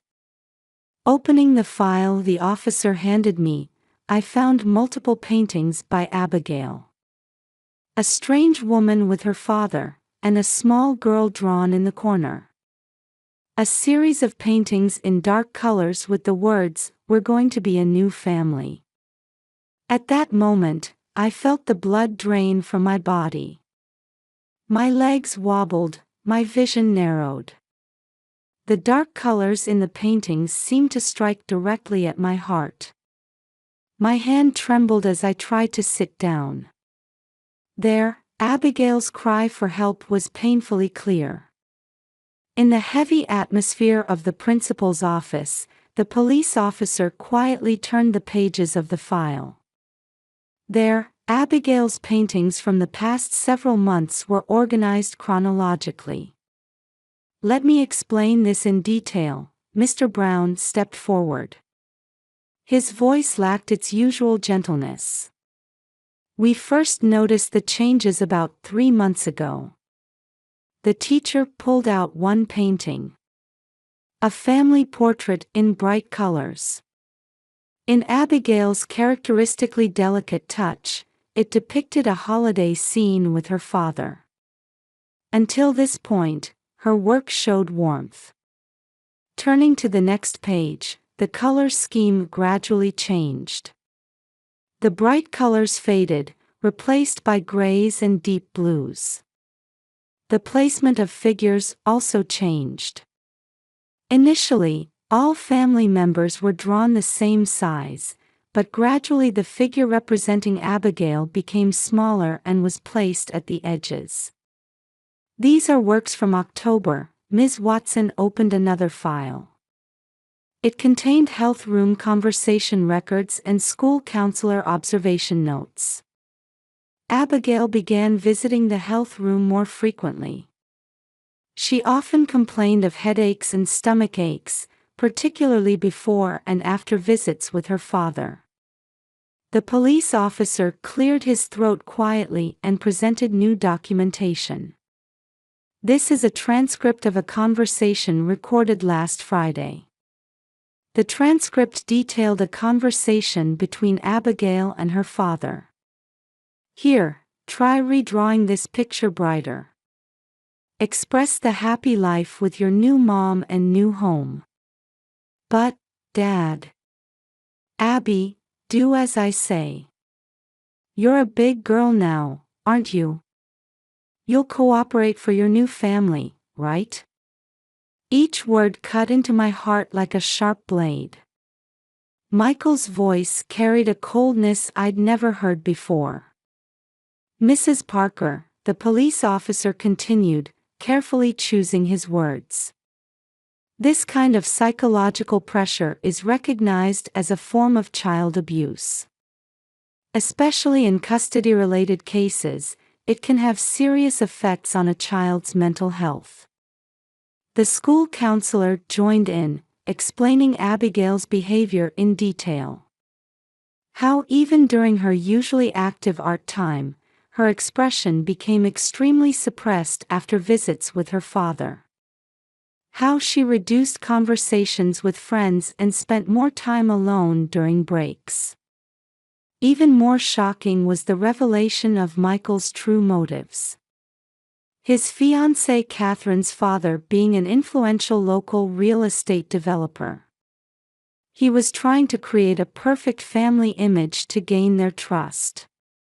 Actually, we've received information that your ex-husband is preparing to file for a change in custody, the police officer continued.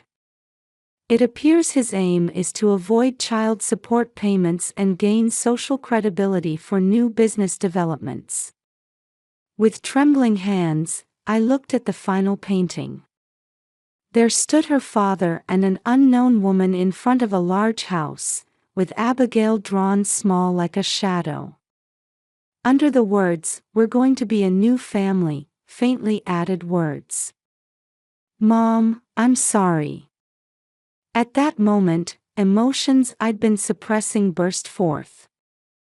Why hadn't I noticed my daughter's cry for help sooner? The meaning behind that dejected expression after weekend visits. "Why didn't you come to me directly?" I asked, and the principal quietly answered. We needed to preserve evidence and ensure proper legal procedures. Particularly from a child protection standpoint, we determined expert judgment and police presence were essential. Mr. Brown placed a hand on my shoulder. Abigail was desperately seeking help through her art. We couldn't ignore her voice. Outside the window, the exhibition continued. Children's laughter could be faintly heard. Somewhere, I thought I could hear Abigail talking with her friends. What should I do now? As I began to speak, the police officer interrupted. We've already reported this to Child Protective Services. We're also preparing a temporary suspension of visitation rights. Mrs. Parker, There's still much we can do to protect you and Abigail. May I speak with Abigail? I asked in a trembling voice. Ms. Watson nodded and immediately went to get her. While waiting, I prepared myself mentally. I must stay calm. I absolutely must not say anything that would make my daughter feel blamed. Brought from the classroom, Abigail's cheeks were still flushed, perhaps from the exhibition's excitement. But upon entering the principal's office and seeing her painting spread on the desk, her expression froze. "Abby," I called out as gently as possible. "Will you tell me about it?" Abigail nodded slightly and sat in the chair next to me. I could feel her small body trembling slightly. "Can you tell me about when you go to Dad and Catherine's house?" After a moment of silence, Abigail stared at her hands and began speaking in a small voice. "Dad says, this is your new mom. He says, the new house is big and beautiful." Abigail took a deep breath and continued. "But Tears began rolling down her cheeks. "I don't want to leave Mom. But Dad says, good children do as they're told."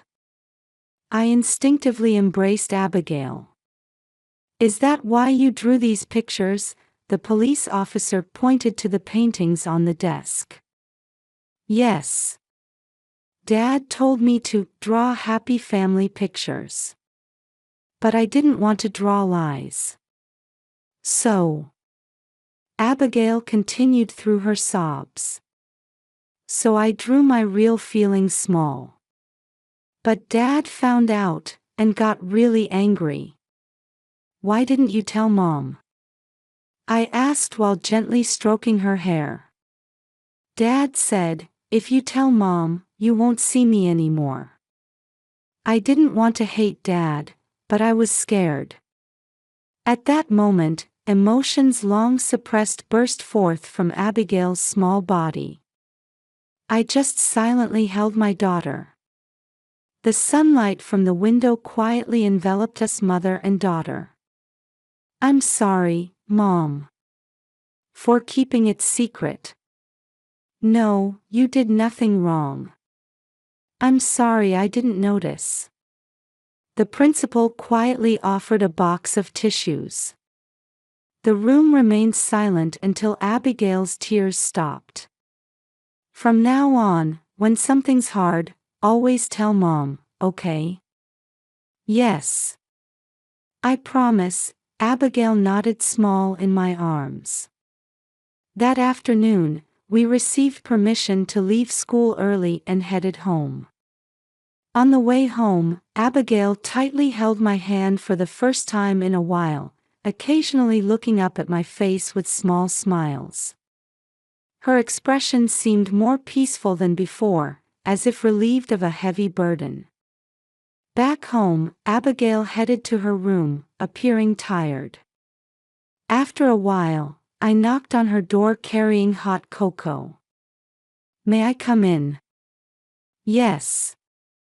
Abigail sat by the window with a sketchbook on her lap. But the pages were still blank. "I've wanted to draw for so long," she said, gazing out the window. "Real pictures. But I was scared." "Can you draw now?" "I don't know, but I want to try." That night, we stayed up late. Abigail gradually told me about what happened at Dad's house. "Catherine is kind. But something's different." Abigail paused, searching for words. "It's like they want me to be a doll." "What do you mean?" "She buys me new clothes, takes me places, but when she asks, 'Isn't this lovely?' I feel like I can't give my real answer." The next day, various support procedures began. Mr. Johnson from Child Protective Services explained the concrete steps ahead. Abigail will need regular sessions with a specialized counselor. Also, visits with her father will be limited to supervised meetings at the visitation center for the time being. During the first session with counselor Dr. Wilson, Abigail began drawing on her own initiative for the first time. "What's this?" Dr. Wilson gently asked. "Inside my heart," Abigail explained. "The dark part is getting smaller, and the bright part is slowly growing bigger. Michael contacted us through his lawyer. He was planning to seek complete transfer of custody. But I'm not afraid anymore. I'm prepared to face any battle to protect Abigail." "Hey, Mom," Abigail called one night before bed. "I'm okay now." "Why's that?" "Because I could tell the truth. I don't have to hide it in pictures anymore, I can say it with words." Those words brought tears to my eyes. My daughter was definitely beginning to face her emotional wounds. A week later, preliminary hearings began at the Maricopa County Court. Abigail's paintings were admitted as powerful evidence. Psychology experts testified about the evidentiary value of children's emotional expression through art. Combined with the school staff's observation records, it clearly showed that Michael's actions constituted planned psychological abuse. In court, I met Michael's eyes for the first time. I couldn't see my former husband in those eyes anymore. There was just a stranger possessed by desire. Catherine's attitude was unexpected. She voluntarily testified as a witness, acknowledging Michael's actions. I should have noticed, she trembled as she testified in court. Caught up in the illusion of a perfect family, I trampled on a little girl's heart. During the wait for the temporary order, Abigail gradually returned to her normal life. At school, she began smiling and talking with friends again. The after-school art class has become a special place for her. "Look, Mom," Abigail showed me a new painting. It showed us holding hands under blue skies, painted in bright colors. Not everything is resolved yet. A long road still lies ahead. But we're not alone anymore. Now that we can hear Abigail's true voice, we've definitely taken a new step forward. The trial with Michael dragged on longer than expected. Until the end, he refused to admit his wrongdoing. "I only did what was best for my daughter." He claimed this in court. But before the evidence, those words rang hollow. The verdict came 6 months after that exhibition. The court severely restricted Michael's visitation rights. He was allowed monthly visits only under professional supervision. Finally, it was Catherine who approached me in the hallway after the verdict. "Would you allow me to apologize to Abigail directly?" I discussed this request with Abigail. "Do you want to meet her?" "Yes," Abigail answered after some thought. "I don't think Catherine is really a bad person." The meeting took place under Dr. Wilson's supervision. "I am truly sorry," Catherine bowed deeply. "I should have understood your feelings sooner." Abigail silently listened to Catherine's words. Then, in a small voice, she said, "You were deceived by Dad too, weren't you?" Those words choked Catherine up. School life also gradually changed. Mr. Brown's art class became an even more special time for Abigail. "Look what I drew." The painting Abigail showed me had self-portraits with various expressions. "Teacher told me that's sad me, angry me, they're all me." One evening, Abigail made a rare visit to my workplace. "Hey Mom, do you think I can forgive Dad someday?" I couldn't answer that question right away. But I could feel my daughter's growth. It might take time. But there's no right or wrong answer to how you feel. Abigail silently nodded.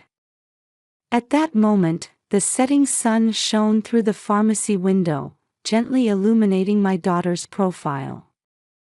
Now, going to the nearby park has become our weekend routine. Abigail brings her sketchbook, while I read a book and drink coffee. Sometimes, she shows me her works in progress. "This blue bird is you, Mom." "Oh? Why's that?" "Because you're always by my side, no matter what. A new morning is about to begin." The scent of toast wafts from the kitchen, and from the next room comes the sound of Abigail drawing. Days are surely moving forward. There will be challenges ahead. But we're not afraid anymore. Like the blue bird in my daughter's painting, we can fly freely and strongly. That's what I believe.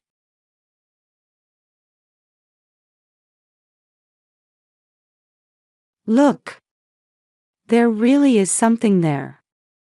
Did you ever have a cat? What? I've never had a cat. There couldn't be such a large cat. Someone's under the bed. Call the police. Both of you, stay back, it's dangerous. With those words, Father approached the bed and called out to whoever was there. "Hey! Who are you? Give yourself up." Someone slowly crawled out from under the bed. The sight left us speechless. "I'm Nadine, 36 years old. My husband Carlos works at a small publishing company. We met in college. Though Carlos was 4 years older than me, he wasn't very reliable, but I, being the more responsible one, took the lead and we got married a few years later. Carlos was a domestic person and a good cook. I don't want to go to preschool. I want to stay with Mommy.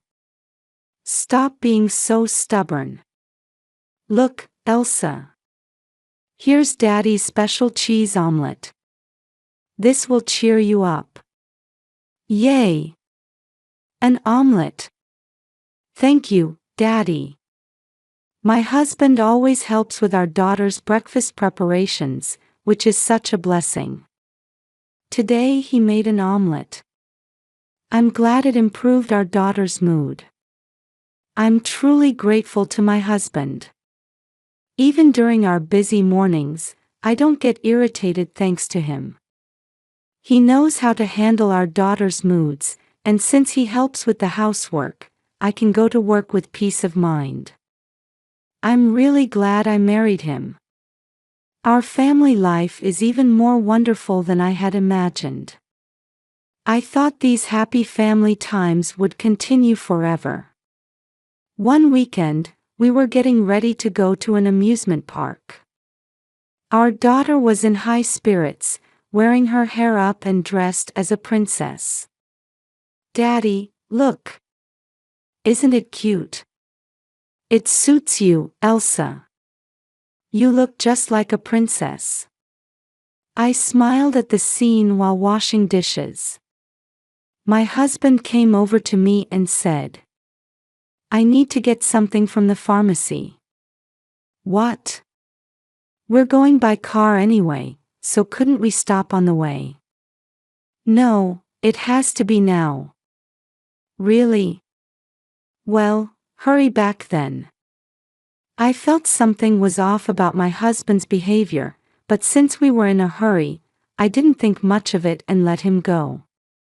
Looking back now, I wish I had stopped him, even forcefully. Outside the house, we heard the screech of sudden braking and a loud crash. I had a terrible feeling and wanted to run outside, but instinctively knew I shouldn't let my daughter out of the house. I ran to the entrance, hurriedly put on my shoes, and snatched the keys from atop the shoe cabinet.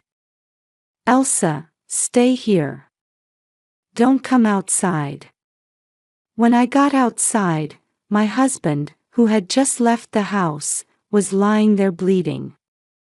A woman dressed all in black quickly walked away, but I didn't pay much attention to her at the time. Carlos. Hang in there. Nadine. Are you his wife? I'm calling an ambulance right now. I'm so sorry. Someone seems to have pushed your husband. My mother-in-law and father-in-law also rushed out from next door. Oh no. Carlos. Carlos. Answer me. Where's that ambulance? My husband's face was deathly pale. My in-laws and I kept calling his name. Soon after, the ambulance arrived. Sir, can you hear me? His consciousness level is declining. We need to transport him immediately. Ma'am, please ride with us. I was in a panic but worried about leaving my daughter at home. Mother, Elsa is still in the house. Could you watch her? Of course. Leave it to me. Take care of Carlos. Yes. Please look after Elsa. Well then, I'll see you later. When the paramedic closed the door, the ambulance took off with its sirens blaring. My husband had an oxygen mask on but was still unconscious. I held his hand tightly. Carlos. Wake up. Please. Only the sound of the heart monitor echoed in the ambulance. Meanwhile, my mother-in-law was at home with my daughter. Your daddy got hurt outside, so he went to the hospital with mommy. That's why you're staying with me. We were supposed to go to the amusement park today with daddy and mommy. Feeling sorry for Elsa in her princess costume, her grandmother hugged her spontaneously. You wanted to go to the amusement park, didn't you? Let's watch some cartoons at home today. Male, 40 years old, head trauma from a traffic accident. We need to perform a CT scan immediately to assess the extent of brain damage. Please save my husband. Please. Ma'am, please wait here. I sat down in the waiting room chair, but I couldn't stop trembling. In an instant, our peaceful daily life had turned dark. Are you family? The doctor would like to explain the situation, please come in. I was led in and stumbled into a chair. We've confirmed your husband's head injury with a CT scan. It's an acute subdural hematoma. The impact was severe, and he also has a brain contusion. We need to perform surgery to remove the hematoma. Do you consent? If there's any chance of saving my husband, please perform the surgery. I'm counting on you. We'll do our best. It was all I could do to cling to this thread of hope. I called my mother-in-law to update her. Hello, Mother. Nadine, Elsa is watching cartoons. How's Carlos? He has an acute subdural hematoma and brain contusion from hitting his head hard. They're about to perform surgery. I see. It sounds serious. I'm sorry. I shouldn't have let him go to the pharmacy. Nadine, this isn't your fault. Let's just focus on hoping the surgery goes well. Should I bring Elsa and come there? You left without your wallet, so you can't even buy anything to drink, right? Thank you. That would be helpful. Could you bring my bag? It's in the living room. Of course. I'll have my husband drive us. Which hospital are you at? Central Hospital. The operating room is on the 3rd floor, and I'm in the waiting room nearby. Looking at my husband's smiling face saved in my phone's photo gallery made my chest tighten. We were supposed to take lots of pictures at the amusement park today. About 30 minutes later, my in-laws arrived at the hospital with my daughter. Then, the operating room door opened. Are you the family? We did everything we could, but the damage was more severe than we thought. I'm sorry, but your husband has just passed away. No. I collapsed to the ground. My mother-in-law broke down crying, supported by my father-in-law. For the next 3 months, I was so busy arranging my husband's funeral and dealing with various official procedures that I barely had time to grieve his death. But trying to handle housework, childcare, and my job all by myself took its toll on my health. Sleeping on the living room sofa instead of the bedroom probably didn't help either. I avoided sleeping in the bedroom because the memories of my husband would overwhelm me with grief. One morning, after dropping my daughter off at preschool, I headed to the station for work but found myself unable to move from the platform bench. I called work and took some time off. I somehow managed to walk home and called my mother. "Oh, Nadine. What's wrong?" "I'm not feeling well, so I decided to take some time off work.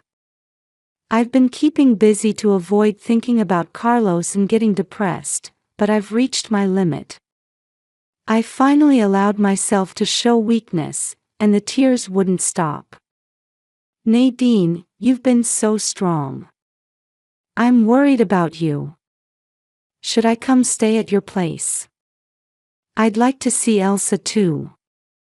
"Thanks. That would be helpful. I should come as soon as possible, right? It's sudden, but I'll come tomorrow." Knowing my parents were coming made me feel considerably better. That night, I slept soundly for the first time in a while. The next day dawned bright and clear. After taking my daughter to preschool, I returned home and decided to catch up on housework.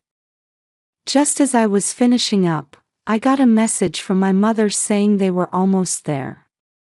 Soon after, the doorbell rang. When I opened the front door, my parents were standing there. "Thank you for coming. You're our precious daughter. We bought a cake, so let's all eat it when Elsa gets back. I'll make some coffee, please make yourselves comfortable." I took their bags and showed them to the living room. Then I boiled water and made coffee. It must have been really hard. "Nadine, you look worn out. We're here now, so you can relax." I'm so grateful. These past 3 months, I haven't been able to rest much. Being with family again gave me a sense of peace. After taking a breather, I decided to show them around the house. It's spacious and comfortable. It feels too big with just Elsa and me, but it's perfect with you both here. Looking at my parents, I felt well enough to even make jokes. But next was the master bedroom, whose door I hadn't even opened in all this time. I nervously opened the bedroom door. I could faintly smell my husband, but the emotional impact wasn't as bad as I'd expected. This is the bedroom. I haven't been using it lately. It's a bit dusty from lack of ventilation. Yes. You can use that room over there. All right. Thank you. HM. Did you hear something just now? Really? I don't think anyone's here. We quieted down to listen. Then we definitely heard a sound. Look! There really is something there. Nadine, did you ever have a cat? What? I've never had a cat. This is too big to be a cat. Someone's under the bed. Call the police. Both of you, stay back, it's dangerous. With those words, Father approached the bed and called out to whoever was there. Hey! Who are you? Give yourself up. Someone slowly crawled out from under the bed.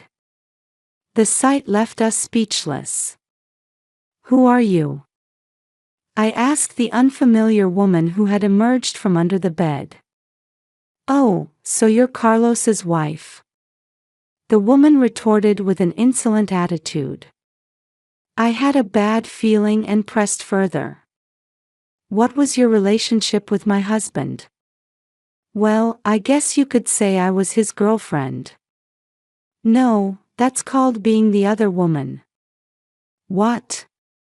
An uncomfortable tension began to build between the woman and me. So what are you doing here? When I heard Carlos died, I thought I'd use the key I borrowed before to come in and collect some mementos. But then everyone came home. When exactly did you enter the house? Let's see, around 8 a.m., I think. Right when I was taking Elsa to preschool. That's why I didn't notice. I wouldn't have come in if anyone was home. Whether someone was home or not, it's still breaking and entering. The woman had apparently been dating Carlos before he met me. They had planned to get married, but their shared gambling habit at casinos meant they couldn't save any money for the wedding, and they were at their wits' end. That's when Carlos met me. I, with my well-off family background, prestigious university education, and career aspirations as a businesswoman, had been targeted as a meal ticket by this irresponsible couple. Carlos had apparently told her he would leave me once they had saved enough money for their wedding. I had been completely fooled. The husband who helped with housework and childcare, our happy family life, it was all an illusion. Though stunned, I felt an urge to strike this woman. But one realization made me keep my cool. Oh, so that's how it was. You two were in cahoots, stealing my accessories. I thought it was strange how my brand name accessories kept disappearing. You were selling them for cash. How absurd. No. Carlos did that on his own. You said earlier you came to collect mementos. What did you mean by that? Well, I rushed to the dresser and opened the drawer. Then I checked under the bed where the woman had been hiding. I gathered everything I found there. What is this? Why are my necklaces, earrings, rings, and bracelets under here? This isn't collecting mementos, it's theft. What choice did I have? My meal ticket died, so I have no money. Then why don't you find another man? Suddenly, I noticed the closet door in the bedroom was slightly ajar when it was usually closed. If she noticed that I had seen it, she might try to escape.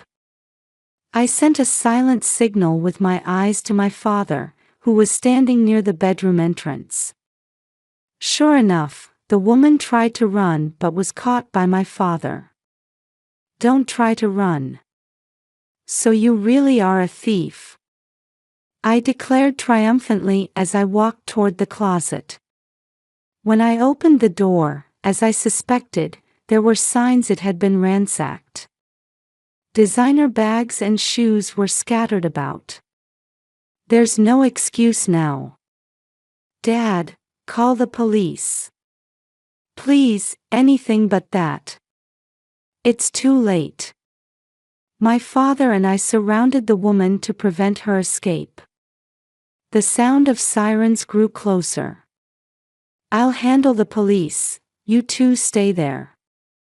My mother hurried toward the entrance. Come to think of it, haven't I seen you before? I don't know what you're talking about. I asked the woman in the black sweatsuit, but she evaded the question.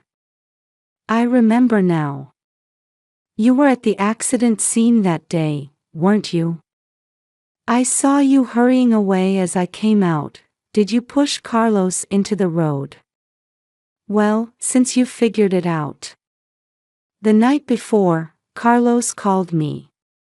He wanted to break things off. He said you and your daughter were important to him and that he didn't want me involved anymore. That made me angry, so I waited outside your house the next morning. I was about to leave when Carlos happened to come out and saw me. When he told me never to show my face again, I thought he might as well die, so I deliberately pushed him into the road, and he got hit by a car. So it really was you. If only I had realized then. With that, I lunged at the woman. As she tried to push me away, I grabbed her throat and squeezed. You, how dare you do that to Carlos? A worthless woman like you should have died instead. Nadine. Stop it. My father pulled me away with all his strength. The woman was coughing, her face red. I had almost become just like her. Within 10 minutes, a police car arrived. The doorbell rang, and we could hear my mother and the police officers coming up the stairs. The bedroom door opened. This is the police. So this woman broke in and tried to steal your accessories. Yes, that's right. She was my late husband's mistress, and she used a key she stole from him to get in. Also, my husband was killed by this woman. Though my blood pressure was rising and my head was spinning with anger, I spoke calmly. Excuse me. Could you repeat that? Fine. I pushed her husband into the road because I wanted him dead. All this time I thought it was an accident. Give Carlos back. So you're saying you intended to kill him? Yes. I wanted him dead. Then this would be classified as murder, and we'll need to investigate that as well. Do whatever you want. I don't care about anything anymore.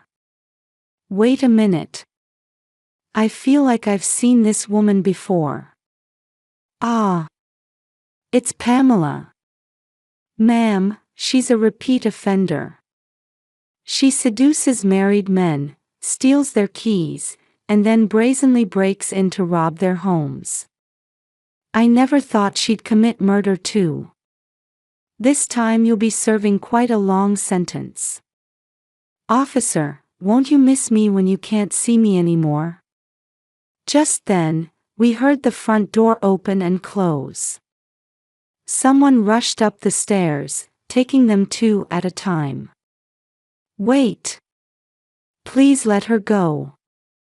My in-laws burst into the bedroom, out of breath.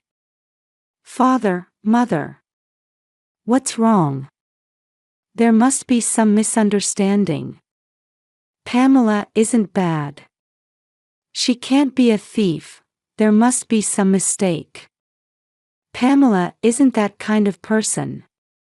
As it turned out, my in-laws knew this woman and were aware that Carlos was using me for money. In fact, my in-laws had encouraged him to use me as a meal ticket. They had always spoiled Carlos. Also, since the woman had no family, they had treated her like a parent would, and she had opened up to them, becoming like family. Thank you both for defending me. But it's true that I'm a thief, and I'm sorry I kept it secret, but I really did kill Carlos. When he found out I was targeting other men and stealing from them, he broke up with me, and I lost control. I became desperate. No. Pamela killed Carlos. The woman began to cry.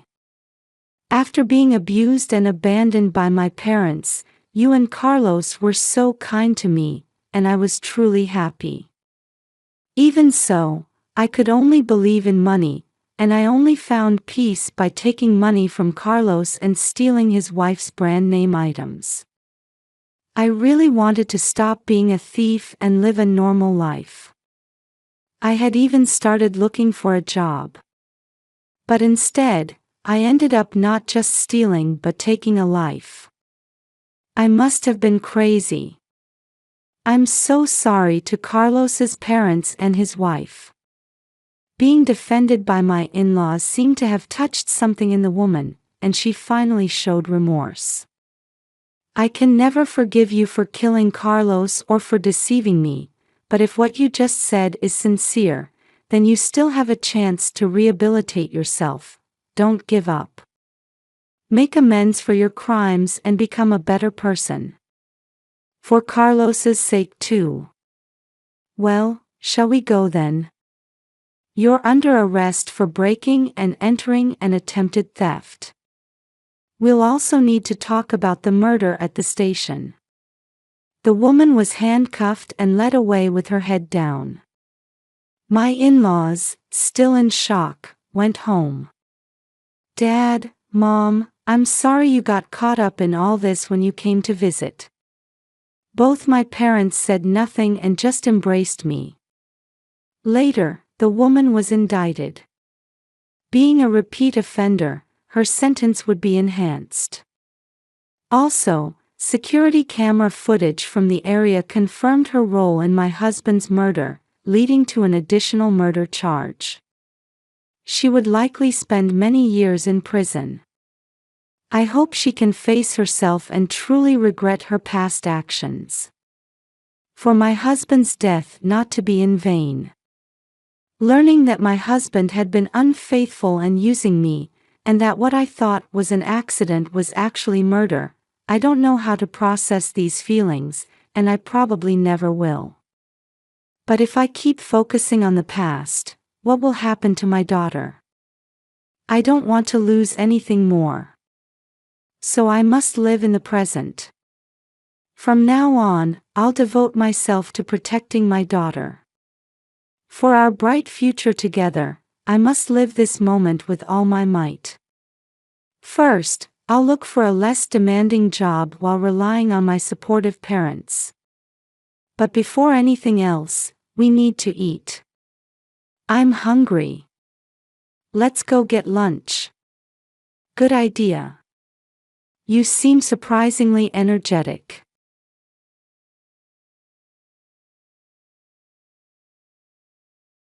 I'm going to abandon your baby in the mountains right now. When I answered the phone call from my sister-in-law, she came out with this shocking statement. I thought my sister-in-law, who had been harassing me repeatedly because she couldn't accept me or my newborn son, had finally gone too far. However, my son was right here in my arms, nursing. What in the world was she talking about? My son is right here with me. When I told her this, there was a brief pause before screams and a thunderous noise echoed through the phone. I had a wonderful romance with my husband before we got married. When we went to greet his family before the wedding, his parents seemed very kind and gentle, and I felt we would get along well. But his sister was overly attached to her brother and strongly opposed our marriage. From what I heard later, she had always been extremely protective of her brother. During his middle school and high school years, whenever he had a girlfriend, she would harass them to the point where they would break up. Even during our family's first meeting, she wouldn't stop with her verbal abuse, saying things like, "How could such an ordinary woman be my brother's wife? She's unfashionable and provincial, just embarrassing. A woman like her who only lowers my brother's status isn't suitable." His parents were at their wits' end and apologized to my parents. When my husband threatened to cut ties with her if she continued making a fuss, she grudgingly quieted down.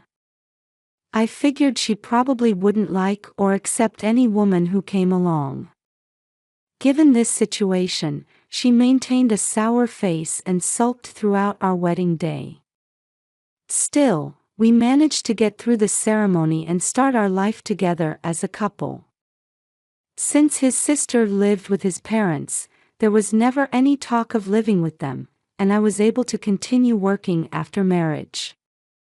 Because of this, I didn't make unnecessary visits to my in-laws' house, but when invited, I had to go. Whenever I went, his sister would inevitably make snide remarks. She would criticize my casual clothes, saying things like, "I thought you looked provincial," and I was right. "You're still as unfashionable as ever." Once, she even tried to cut my hair suddenly, saying my hairstyle was weird. She also forced me to drink strong alcohol even though I couldn't handle it well. When I became tipsy, she would corner me when no one was looking, repeatedly jabbing at me while saying things like, "Stop acting cute and slacking off on housework. Now that you're a wife, act like one. If you thought you could get away with just pretending to be weak, you're wrong. If you can't even properly drink what's offered to you, you're failing as a wife." She would deliberately keep refilling my glass with strong alcohol.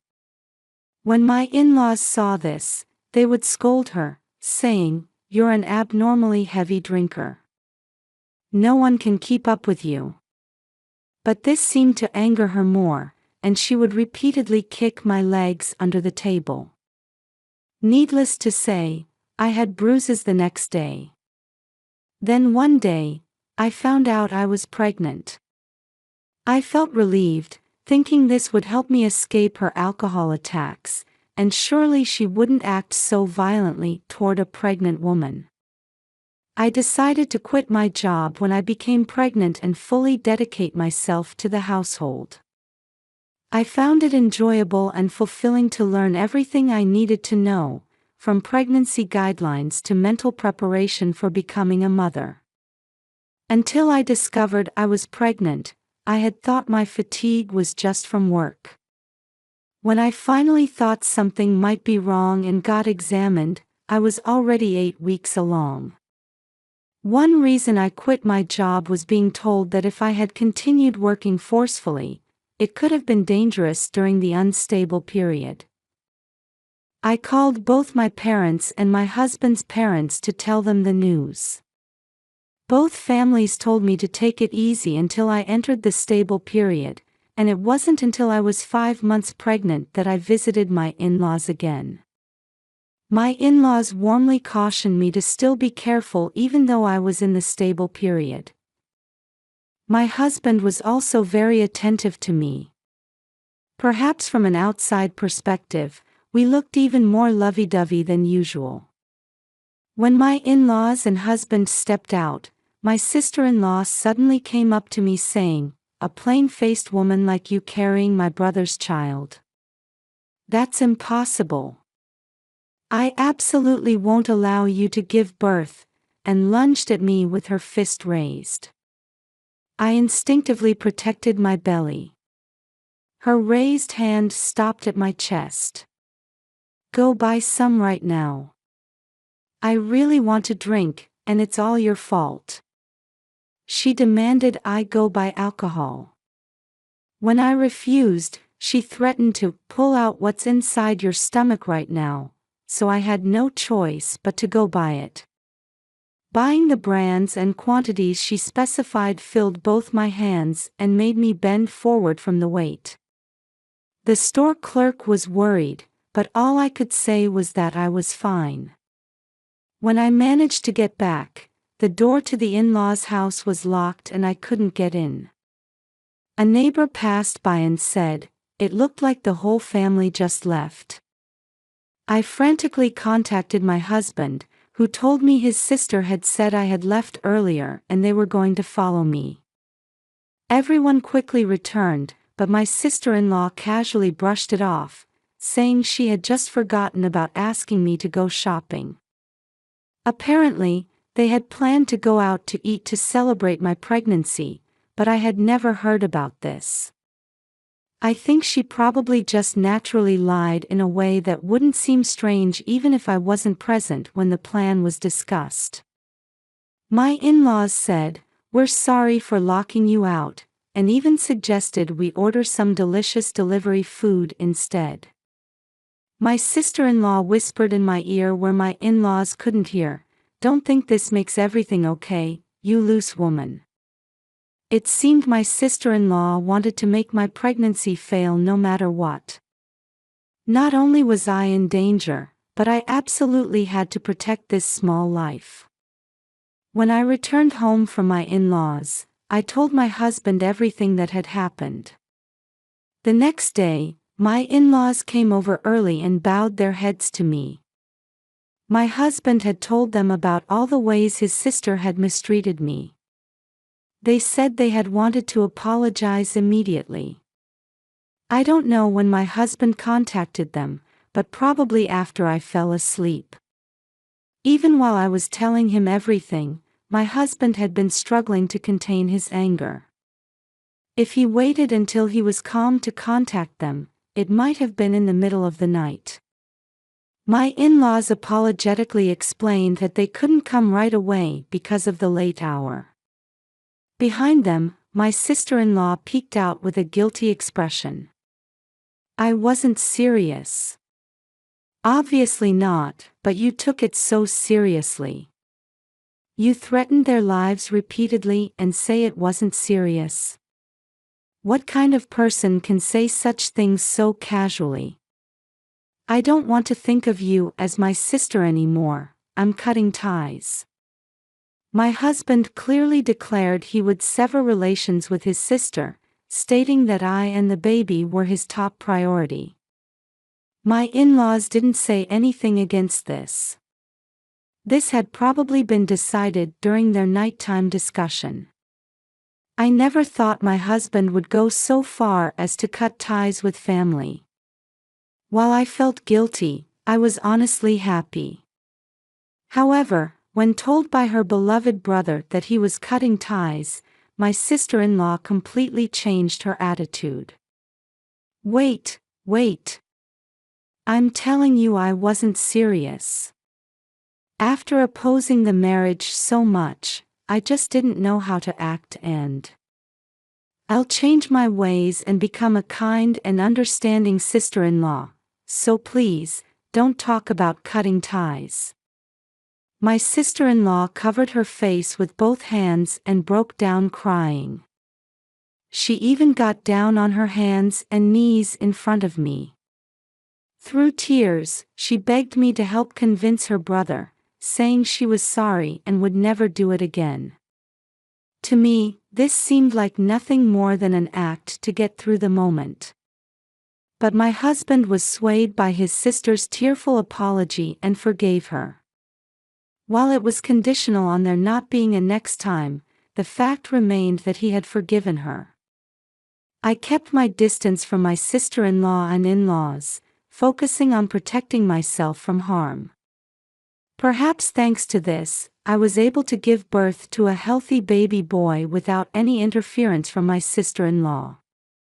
My husband seemed intimidated by how tiny the newborn was, and his serious nature showed through as he insisted on buying and practicing with various childcare items first. However, I didn't have my previous strength after giving birth, and my husband's help was essential. Given this, I asked if my in-laws, who had child-raising experience, could help out too. While my in-laws gladly agreed, they seemed hesitant about handling their grandchild and started saying similar things to my husband. Instead, they offered to take care of the housework, so we decided to leave that to them. As things started to settle down, my husband said he wanted to show our son to his sister too. I still hadn't let my guard down around my sister-in-law. I believed her hostility toward me and our son was no joke, it was real. There was no telling what she might do when faced with the son who had already been born. Still, my husband said he wanted to believe in his sister's change of heart, so we went to visit the in-laws' house while his parents were there. While she acted disinterested in our son in front of my husband and his parents, she did something terrible during the brief moments when everyone's attention was elsewhere. "What are you doing? Honey is good for health, right?" I was just giving my dear nephew some premium honey. I quickly picked up my son and smelled his mouth. There was no honey smell, and when I looked at my sister-in-law's hands, the honey jar's lid hadn't been opened. I was relieved that I had stopped her before she could open it. "You're so stupid, I wouldn't really give it to him." "You're showing your stupidity by panicking, it's hilarious." When I looked at the bed where my son had been sleeping, I found several small balls rolling around. Neither my husband nor I would have placed such dangerous choking hazards there, and my in-laws wouldn't have either. I grabbed them and threw them back at my sister-in-law. She clicked her tongue obviously and declared, "I'll never forgive you. I'll make you disappear no matter what it takes. Both you and that brat." I immediately reported this to my husband. Learning what had happened, my husband called his sister to another room and seemingly lectured her. When she came out, my sister-in-law glared at me hatefully, directing obvious hostility at me with a "you tattled." My husband saw this attitude too, so he understood and accepted when I said I wanted to keep my distance from his sister this time and didn't want to visit the in-laws' house much. After that, contact with my sister-in-law was practically cut off, but we were about to be caught up in more of her unpredictable behavior. I needed someone to watch my son for my 1-month checkup, and when I consulted my husband, he offered to ask his parents to come to our house. They immediately agreed but said they were uncomfortable caring for him without me there at all, and asked to borrow all the childcare items my husband had bought. When my husband went to deliver them to the in-laws' house, he learned that his sister was traveling with college friends. She would apparently still be traveling on the day of my checkup, so it was suggested that maybe it would be better if they watched him at the in-laws' house where they were comfortable. I didn't mind where they watched my son as long as his sister wasn't involved. Things progressed this way, and the checkup day was approaching. It was the day before my checkup. While I was nursing my son, we got a call from the in-laws' house number. We'd been in frequent contact with the in-laws lately about them watching our son.